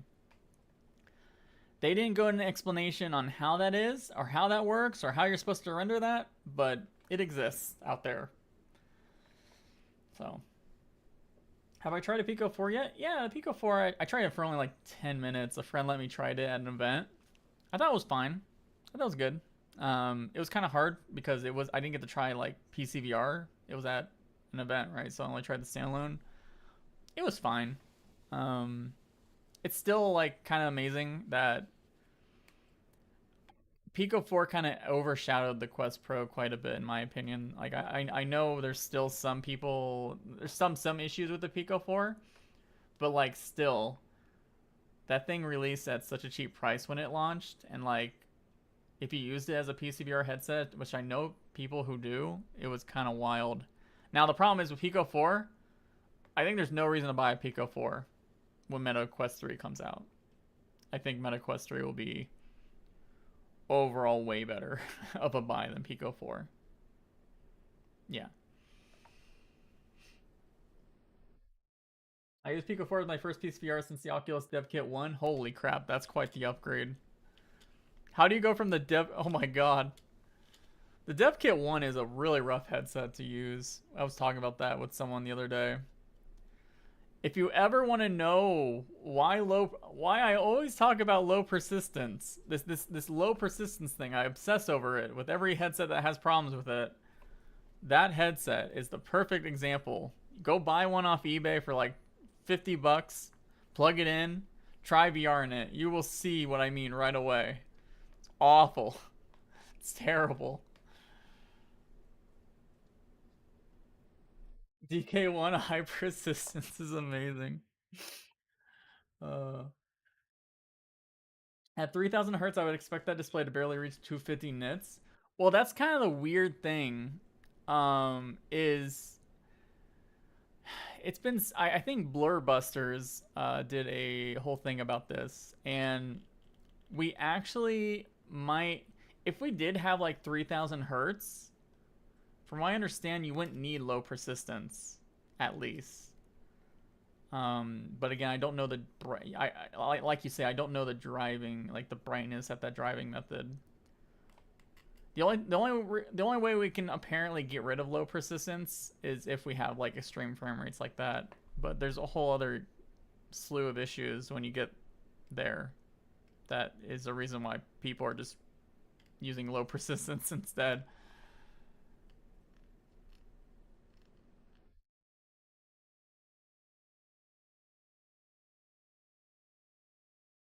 I'm getting older, so I don't see much reason for most people for more than 4K. Do you mean like 4K per eye? 4K per eye is actually it is scientifically, like, let's say you have 100 degrees FOV and you have like 4K both directions per eye. Scientifically, that is like most people on this planet will not be able to see the screen door effect. Even though the human eye resolution is like that 60s pixels per degree number, 40 pixels per degree is like most people on this planet see around that anyway. So yeah. Eric, what'd you say, Eric? I saw something funny here. Where'd it go? Eric for president. Brad, you ruined VR for me with persistence. It's all I see now when trying new things. Good. Good.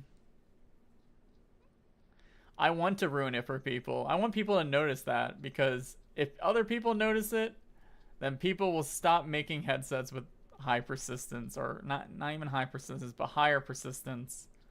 And I won't have to deal with it because I'm extremely sensitive to that crap. Why do you hate Pimax so much? Oh god. Okay, here, I'm gonna say this. My Pimax Crystal review, I did kind of make it when I was in a bad mood about things. That being said, I still don't recommend the Pimax Crystal really to anyone. I think it has some cool things going on. It's got eye tracking as something. But I just think Pimax products are... I just think they focus on things that... They focus on too many things at once, and they don't care what it takes to get that. sort of advertisement, right? I just don't think headsets that are that heavy, that big, even if it has all those specs, I don't think that's the right path for hardware. I'm actually willing to give up a lot of specs to have a comfortable experience, and that's really that. If I'm gonna be harsh about the comfort, for example, even though the Quest Pro, I'm gonna be extra harsh on things that are way less comfortable than the Quest Pro. So I'll leave it at that. What are your predictions in terms of the next big technological leap the end user can benefit from? That I really do think this micro OLED stuff is so. I think it's gonna shock people. Like I think when people put on the Apple headset, those kind of displays, I think that's gonna really shock people. Like even this headset obviously has pretty good displays, right? It's Beyond. It's got really good displays, and I barely can see the screen door. Like most of the time, I can't see the screen door effect. But I still can. There's still a little bit things here that I want out of the display to be better. I think Apple's gonna hit a lot of those things. I think that's gonna really impress people, because visuals are everything in a VR headset. For like, it's the first thing you notice, right? It's the first thing you notice are visuals, and if you don't get that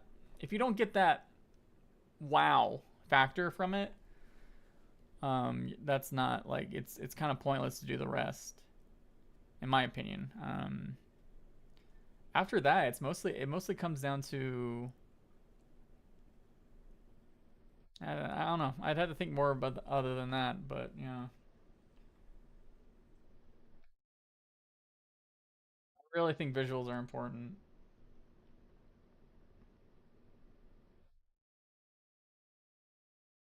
Big Screen is using the same pixel. What is it called? Pixel configuration as the Apple headset. It's a type. It's a type of RGB stripe. RGB stripe. It's called RGB Pi stripe because instead of red, green, and blue on the line, it's red, green, and blue. But it basically it's not pentile because the issue with pentile is every pixel shares subpixels with each other, so you don't get 3 subpixels for every pixel. You usually get like 2.5 or something. It's an arbitrary number, but yeah. I sold my Vive Pro 2 and pre-ordered the Bigscreen Beyond. Do you think the God rays will be any better? So, in my opinion, this headset is way better visually than the Vive Pro 2. The Vive Pro 2, I thought the visuals were really bad. I thought they were really bad. Now there is a lot of glare in the Beyond. Will it be better? I haven't tried the Vive Pro 2 in 2 years. I just remember hating the visuals, and I can't remember much else about it. So I can't A/B compare the Beyond's glare to the Vive Pro 2's glare. But I do think that the visual experience for the Beyond will be way better for you than the Vive Pro 2. That's my opinion. Vision Pro virtual desktop. That'd be amazing. Wouldn't that be crazy if that somehow happened? I think Geese said that they're obviously very interested in doing that. Now the issue is, will Apple let something like that on their App Store?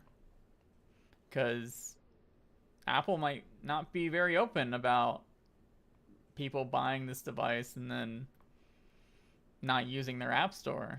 They're usually not very friendly about that at all, actually. So, you know. Yeah, I really do. So people who have had OLED headsets, I really feel micro OLED, it does feel very different than OLED. It feels like they took the best of OLED and the best of LCD and packed it together to get micro OLED. That's the best way to describe it. You get none of the pixel gaps of LCD, but with like the blacks and the color gamut and all that stuff from OLED. I hope you get a dev kit, Gee, but I guess we won't even know if you get a dev kit because you're not allowed to tell anybody if you get a dev kit. But yeah, I hope you get one. That'd be wild. Will PSVR and Quest 3 be good? I mean, again, it's not going to have DisplayPort. Um, so if you are picky about that, then nothing's changed there. It's going to probably have a stronger decoder on board, so it can probably take a bit more, a bit more data through the cable or Wi-Fi and decode it, but still not going to be DisplayPort.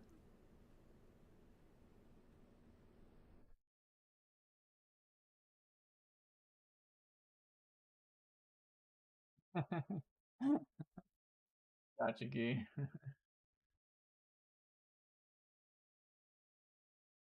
How long have I been streaming? I actually can't remember.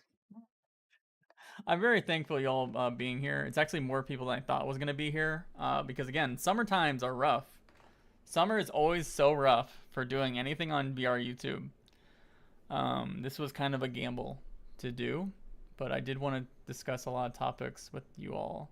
Was there any topics that we didn't talk about so far that you think would be interesting? Oh, by the way, if you want one more Valve Deckard thing, this has nothing to do with that, but I was told by someone that probably would know this, but I've been told that Valve is legit afraid of me.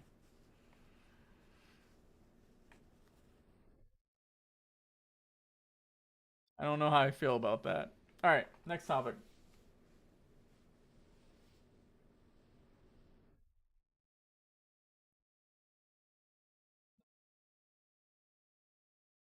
We're afraid of you too, Brad.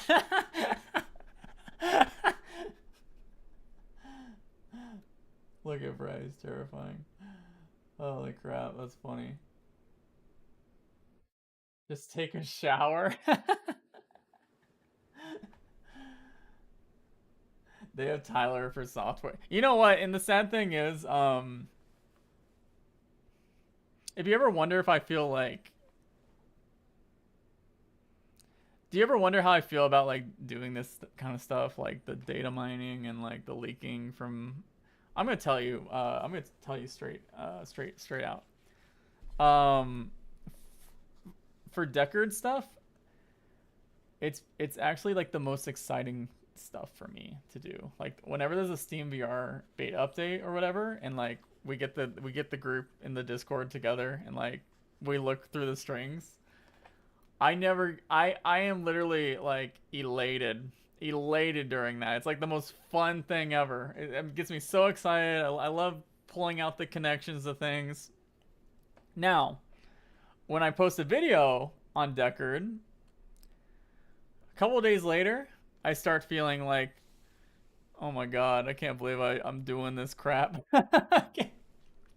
I'm so sorry. I don't know how people feel about me doing this at Valve or whatever.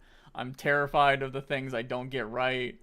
Not even just from like I don't care about being wrong or right, but like I'm sorry if I'm changing perspectives on things or whatever. That's Valve. Now for Meta and everything else, I freaking hate doing that stuff for other companies now. Mostly Meta. I don't even want to do leak stuff for Meta anymore because I felt so disgusted. I feel really frustrated about how, because I'm sort of like an independent person, right? You'll have a people are allowed to say mean things about you. Very powerful people are allowed to say very mean things about you that they would never dare to say about a huge publication. They would never say stuff like The Information or Bloomberg or The Verge are rumor mongering people that are making stuff up or are it's really frustrating. It's soured me a bit. But yeah. Yeah, I don't enjoy doing a lot of that leak stuff because of that whole experience, and I think it's really frustrating that uh, yeah, that big publications get a pass at it, and yeah, small people. There's a lot of risk too because if I was sued by a company, I would be done. I would be screwed forever. Um, there might be like one or two news story about this YouTuber being sued by a corporation, but if they wouldn't dare sue the information or Bloomberg or whatever for leaking this stuff out. Really frustrating. Yeah, exactly. As Virtual Stranger says, the information never lets the truth get in the way of a good story. Yeah, that's exactly how I feel about it. Yeah, take it as a badge of honor. I know. People told me like I should just you know um take it like in a different way, but like whenever there's a new Quest firmware comes out, and I see people, I see like Basti and all them, like they enjoy data mining it, and like they'll sometimes DM me like, "Oh, I found this in the code." I don't even want to. I don't even want to touch it anymore. They That's probably what they wanted, making a public spectacle out of it. But yeah, it's just not. I don't want to do it. It's not fun anymore. So yeah, yeah. Can you touch on motion blur? So there's two. There's two. So motion blur is mostly there's head motion blur, which is mostly in VR caused by persistence levels. But also you'll get, I wouldn't say motion blur, but like frame rate. It's really confusing because frame rate is disconnected from persistence. If you have a higher frame rate, like on the index, for example, if you're 144 hertz and you like move your hand back and forth, you're gonna see a lot. You're gonna see a lot more of your hand. But if you have like a lower refresh rate, you're gonna see your hand here, here, and here. If it's half the refresh rate, you're gonna see half your hand. It's not really a motion blur, but it's all the artificial rendering. But head motion blur is completely different. That head motion blur from persistence is literally caused because your eye are focusing on one thing, and when your eyes are focusing on one thing, and you move your head, the light is still traveling to your eyes in a strange way with these displays, so they have to trick your brain. No, persistence. Persistence is how long for a frame that a display is lit up. If you use a Quest 2,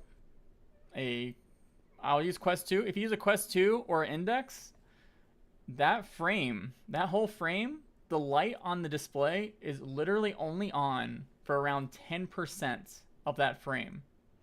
It's all black for 90% of that frame. You don't know. You have no idea because your brain kind of pieces it together. That's why if you ever you put your phone camera up to lenses, you'll see that flickering. That's because your phone can kind of see the actual pulsing of the backlight or the display. So yeah, it's basically image retention. Yeah. It's all that good stuff. It's wild. Our brains are crazy. We gotta fool our brains constantly. Do I have OLED monitors? No, I use a 32:9 aspect ratio mini LED monitor. They haven't made a 32:9 OLED monitor until literally this year, and it just came out. But I can't leave 32:9 aspect ratio. Once you go 32:9, you literally just feel downgraded by any other experience. Teach him a Brad about the P word. Yeah. That's why I was shocked. I was really shocked that yeah, I don't know. I'm not going that rant again. All right. What else? What else? What else? We got other any more topics? Let's go. Stream your monitor, let's see the wide. I don't want to show you my desk. You don't know what's on this desk. Magic Leap with Meta? Yeah, so apparently Meta might be acquiring some use of patents for Magic Leap. Um, You know what? Actually, that's kind of an interesting topic. I do like that. I do. I'm glad you brought that up. Not even to do with that individual magically thing, but related to the Quest Pro news, kind of.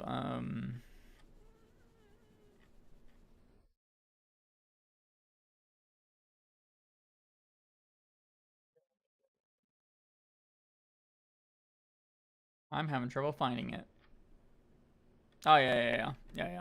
Here it is. So this was I should have just kept it here. So Meta's AR glasses. This kind of goes back with our earlier discussion as well about micro LED. Um, so if you don't know, Meta is so just wants to make immersive AR glasses as fast as they can, but the laws of physics are stopping them at every turn. And the information reported that the AR glasses, the first consumer launch, would be in 2027.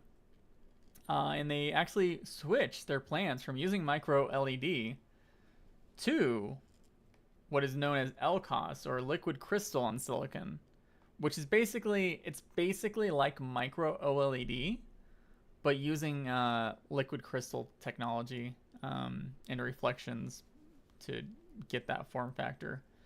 A lot of the HoloLens 1 uses LCOS. The Magic Leap 1 and 2 both use LCOS. Way cheaper, easier to produce, way more mature technology. Worse technology, obviously, but you gotta do what you gotta do. Now, the only reason I wanted to bring this up is there was a reply. I'm pretty sure it was a reply that I want to bring up in this tweet. That was very cool. Was it a reply or was it a quote? Ah, yes. There was some former Meta employees coming in here talking about how this will never ship. And there was another Meta employee that I think was in charge of the operating system that was canceled for these glasses. They left Meta. Both these people left Meta, and both of them just think this AR glasses dream is ridiculous. It's not going to happen by 2027. They're spending too much money. And I kind of have to agree. I don't see 2027 even getting a launch for these glasses either, even with these downgraded specs. I would be really shocked because so many problems with immersive AR glasses. So many problems. Yeah. Oh yeah. Tilt 5 also uses LCOS. Oh, that's another interesting thing. Apparently, I'll read this part too. They're also from this planned consumer prototype. They're also removing LiDAR and a projector that would let multiple people see AR VR objects at the same time. A projector that would let when I read this, I literally thought of Tilt 5 actually, because that's how Tilt 5 works. They have a board with retro reflective material and a projector that sends stuff out so multiple people can see it. I wouldn't be shocked at all if they were copying that type of technology. And then for some reason they decided people don't need it. Because probably whenever these glasses do launch, they're going to be way too expensive. And it's going to be very unlikely for people to be in the same space with multiple pairs doing things. But yeah. Delphi is really unique, and it's unique. But the problem is the adoption for something like that is very difficult. If I've been saying this for a while, but I really think they should try to partner with like not arcades, but like try to partner with like comic book stores and stuff like that. They would make a killing just from the partnerships they can do with sort of event experiences. Because there's a lot of barriers still to have 4 people together in a space doing Tilt 5, even though it really is like, it is the best AR I've tried, like optical AR, but that's because it's powered by a PC. Um, you have to use the rector reflective matte, and a lot of AR glasses just suck. Yeah. Do you ever get headaches from what you wear on my head? Yes.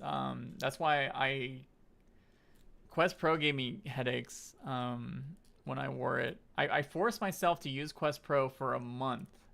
Daily drive it, even for what they I used it to do all my tweets. I did it to edit some videos during that month. I did it for everything that Meta told people that they could probably use it for. And I never had more headaches than I did that month wearing that thing. Um, I recently did get it because I think I did kind of say recently. I did say recently that I am going to kind of do a follow up on the Meta Quest Pro, but now I don't know how I feel about doing that because they announced, or they didn't announce, but the fact that it's kind of sounding like it's reaching end of life. I don't even think I would want to recommend a product that might have trouble getting components aftermarket and stuff. It's a weird thing. But when I was preparing to revisit this headset, I got this like top strap. Apparently, it's called Globular Cluster, and people kept recommending it to me. And you know how I feel about top straps. I can tell you, by the way, I want to, you know, let's talk about this actually, real quick, just in case I don't do a video on it. Even with this strap, I still have a problem with the sort of usability of the Quest Pro, and that literally comes from the fact that when you move your head, it never stays still in one place. It never stays still unless you keep this thing as tight as you freaking can. But if you're doing it as tight as that, you're literally not comfortable. Like, this thing was just designed to not be. I feel like it was just not designed for moving your head other than just staring in one direction, which is weird. Yeah, it's really weird. A lot of settle time, basically. What will happen first? Good PCVR with eye tracking or custom beyond eye tracking?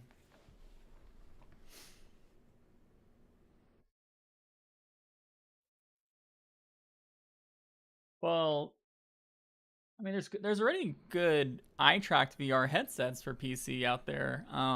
Even though they might be considered outdated to some, but I actually thought the Vive Pro Eye was pretty good for people that wanted eye tracking. The Vario Aero, if there's one thing I'm really impressed with Vario, other than the other stuff they have going on with mixed reality, Vario's eye tracking is really freaking amazing.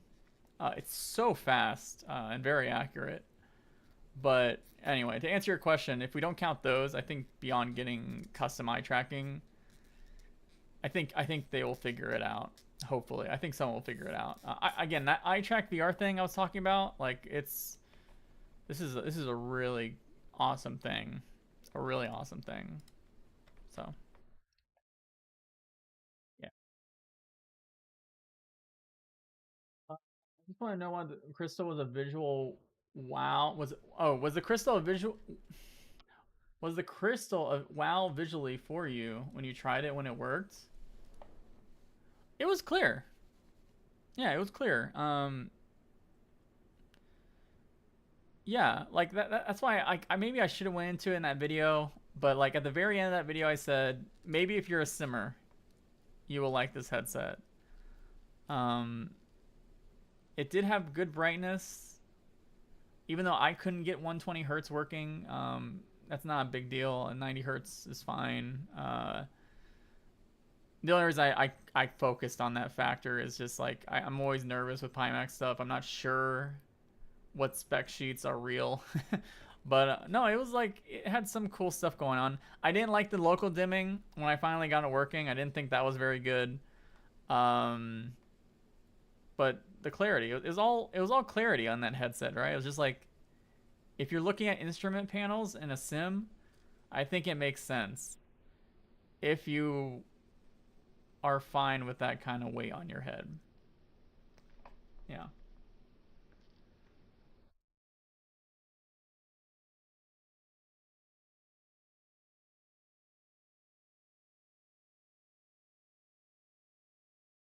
About the crystal's glare? Oh man, I can't remember. I had the problem with the crystal's lenses is I've actually had worse. I didn't think the glare there was there was more glaring issues with the lenses for me than glare. I was distracted by chromatic aberration and that geometric distortion thing. Just like with the Quest Pro, I was just complaining about the Quest Pro, like shifting as you move your head. I was getting some of that with the crystal. Now the problem is with the Quest Pro when it shifts around your head, there's no geometric distortion with those lenses. With the crystal, there is. So if things shift a little bit while you're moving your head, you get that pupil swim. And I think pupil swim is all. I hate pupil swim. I think I might hate that more than I hate persistence blur, actually. I think that is a way worse optical property for a lens system than persistence. They both suck. They both suck, but seriously, like, I don't like when my world makes me feel drunk. That's not fun. Not a fun feeling. Pupil swim, basically when you move your head, it's when like the lines of things just like kind of do a wavy pattern. It's the best way I can describe it. And that's because the lenses are bending light, not really flat on your retina. Like, that's a bad description. It's like the light's not coming in right. It's not being like solved correctly for the lenses. You love pupil swim. The Aero has that pretty bad. I noticed it a little bit on the XR3, but I noticed they're also doing a lot of software stuff to solve it. So I talked about this earlier in the stream. I said like how I'm not actually that sad that aspheric lenses are becoming passe with Fresnel. Both of them, in my opinion, like, I'm happy they're gone, because that pupil swim and the chromatic aberration, those are just two. Every lens system has its downsides, and those are the two big ones usually for aspheric lenses that from all the ones I've tried. You can fix some of it with software, but not all of it. Not all of it.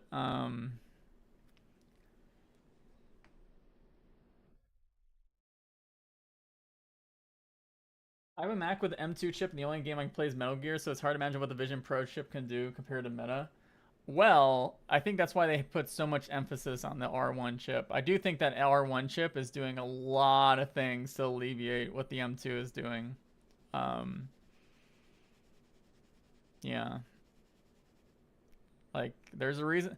If Apple could put only one chip in the HMD, only the M2 chip, and skip the R1, they would have. They absolutely would have.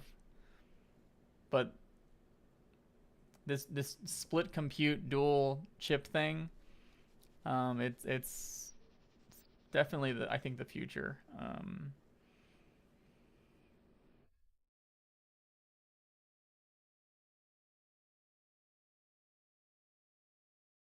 Yeah, exactly what Casado says. Yeah, the XR2 Gen 2 will have to handle everything.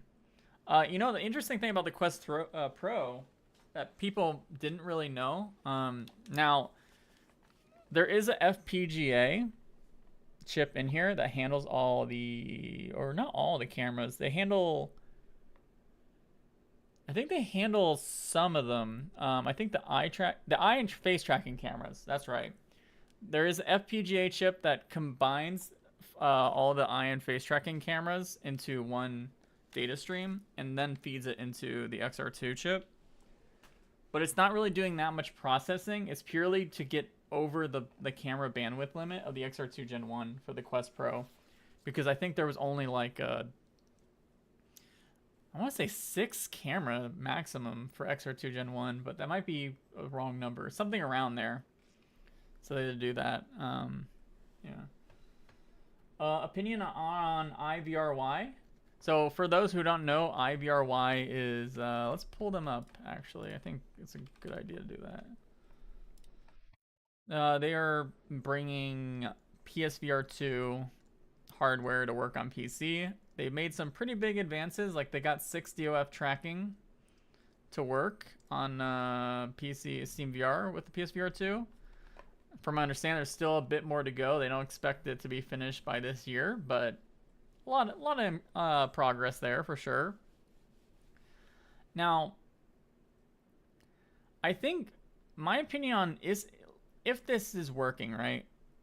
If this gets working, this is only used. I think this is only interesting once they get eye tracking working. I think if people get eye tracking working on this headset with all the other stuff, then it becomes like useful contender as a PCVR headset. But if you don't have that eye tracking, I honestly think it's not that much better than getting like a Quest 3 and using that as a PCVR headset. If we're talking about like price range. Because I also don't even think they're going to be able to take advantage of the haptics very well either. So yeah, it's gonna be a weird thing. That's how I feel. So. Oh, did I say field programo, gay array programo chip? That's awesome. I'm very smart.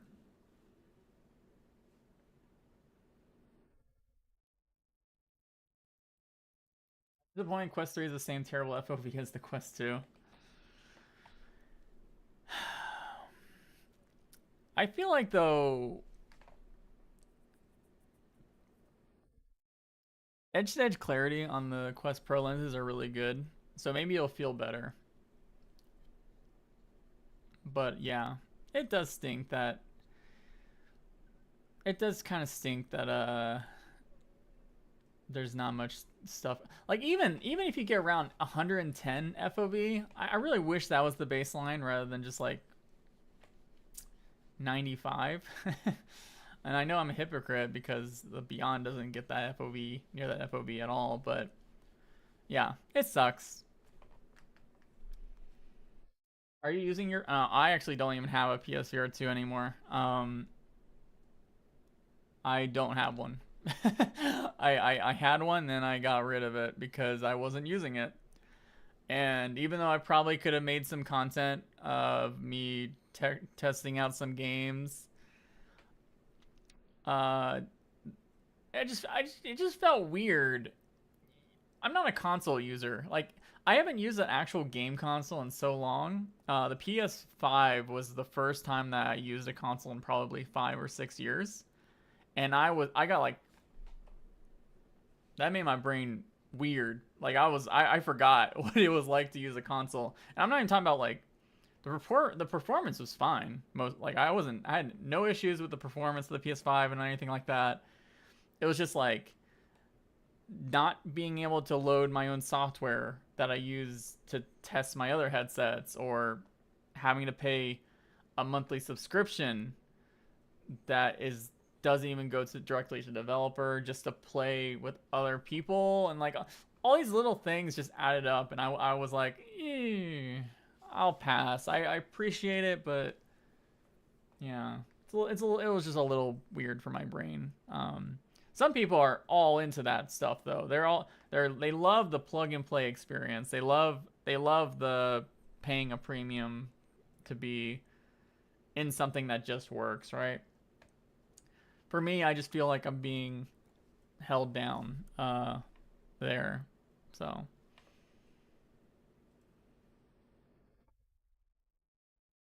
Apple forcing a sub to use the Vision Pro. You know, that's the thing is I am going to do my best to get the Vision Pro. Like I talked to other YouTubers about this. Like some of them just like, well, actually most I talk to just like don't feel necessary to buy the Vision Pro because it's just so expensive and probably most of their audience won't find it relevant. But for me, I'm like I need to try everything this headset has to offer. Like I want to make an archive of this device on my channel for future. Like it's all I can think about. But I know it's gonna be really also weird for me because there will be so many things that I can't do similar to the PSVR 2, but probably on a greater scale because of the like closed stuff. Like yeah, it's gonna be weird.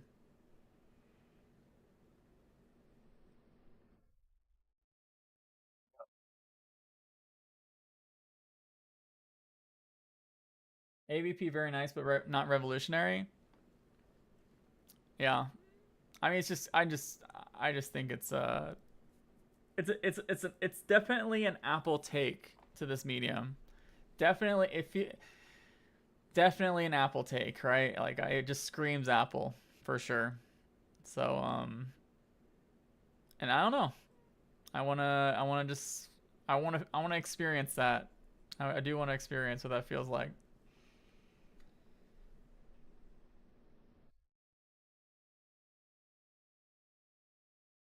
Oh, that's one that was I think that was the last thing I wanted to. Oh, let's do one more thing, one more quick thing.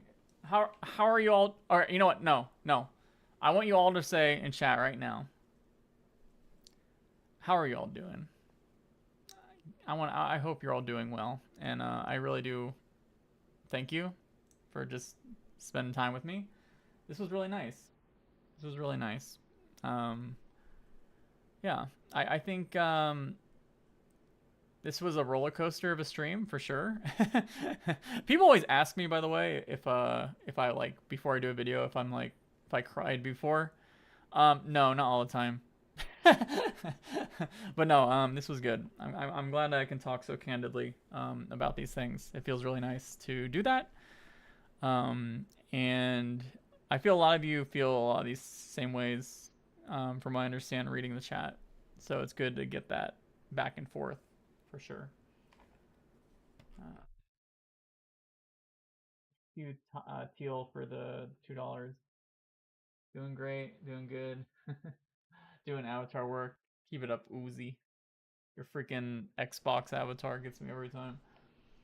Why is eye tracking only in pro headsets? Is it so expensive?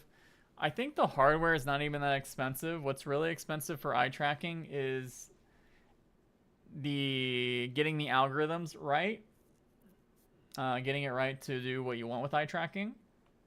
And if you can't do that, then you gotta buy a license from Toby. And I've heard Toby licenses are quite expensive, and that's the main reason why you see them only in pro headsets. That's why I keep focusing on open eye track VR. It's crazy that they're making like open source algorithms for this stuff.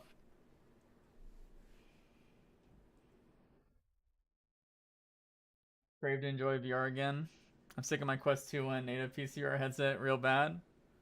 Wait for the Deckard, right? Wait for the Deckard. Okay. Okay, yep. Yep. Yep. Yep.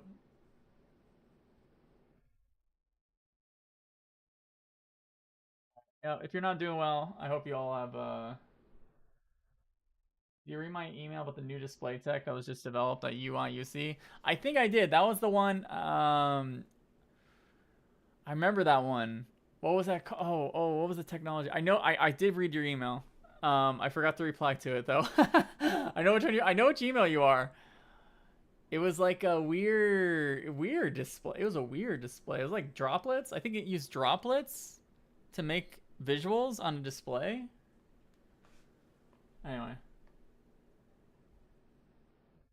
I want to know how much of SteamVR and Linux shortcomings will be fixed by Deckard on the software end. It literally needs like a whole rewrite, pretty much. It feels like. I've said this before, but I really think that the current so if you've ever used SteamVR on Linux, which I imagine not many of you, well, actually maybe maybe many of you have, knowing my community. SteamVR on Linux is very rough state right now, like extremely rough. Not recommended to use as a daily driver for VR at all.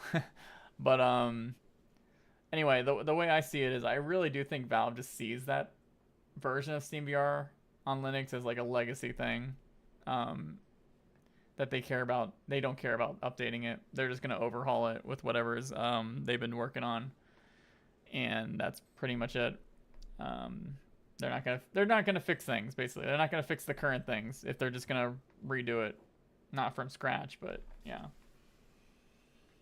Does it Beyond work though? I don't know. It should work. I haven't. I need to get an AMD GPU. I can't even get my index to work on Linux because I have an NVIDIA card, and I can't get the displays to light up on Linux with my NVIDIA card because NVIDIA sucks.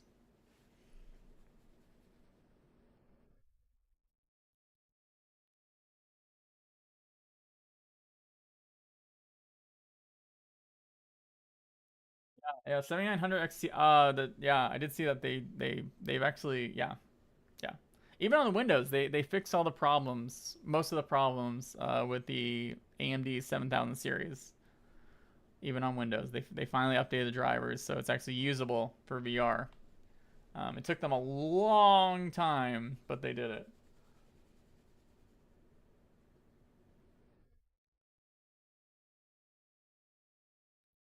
All right. If I keep reading chat, I won't end the stream. So again, thanks everyone. If you really want to support this channel, I take no sponsorships on purpose. um, the only way I really get money is actually from Patreon because I think even though I feel bad taking money directly from my viewers, I much rather take money from my viewers and do this content than from corporations that want to always make me sign stipulations on how to review things or how to talk about things, and that is awful. It's awful. So yeah, if you want to support me, bradsmells.com/Patreon, and yeah, have a great week. August. Oh my god, it's August. Have a great August. We won't have another stream probably until I don't know, for a while. Bye.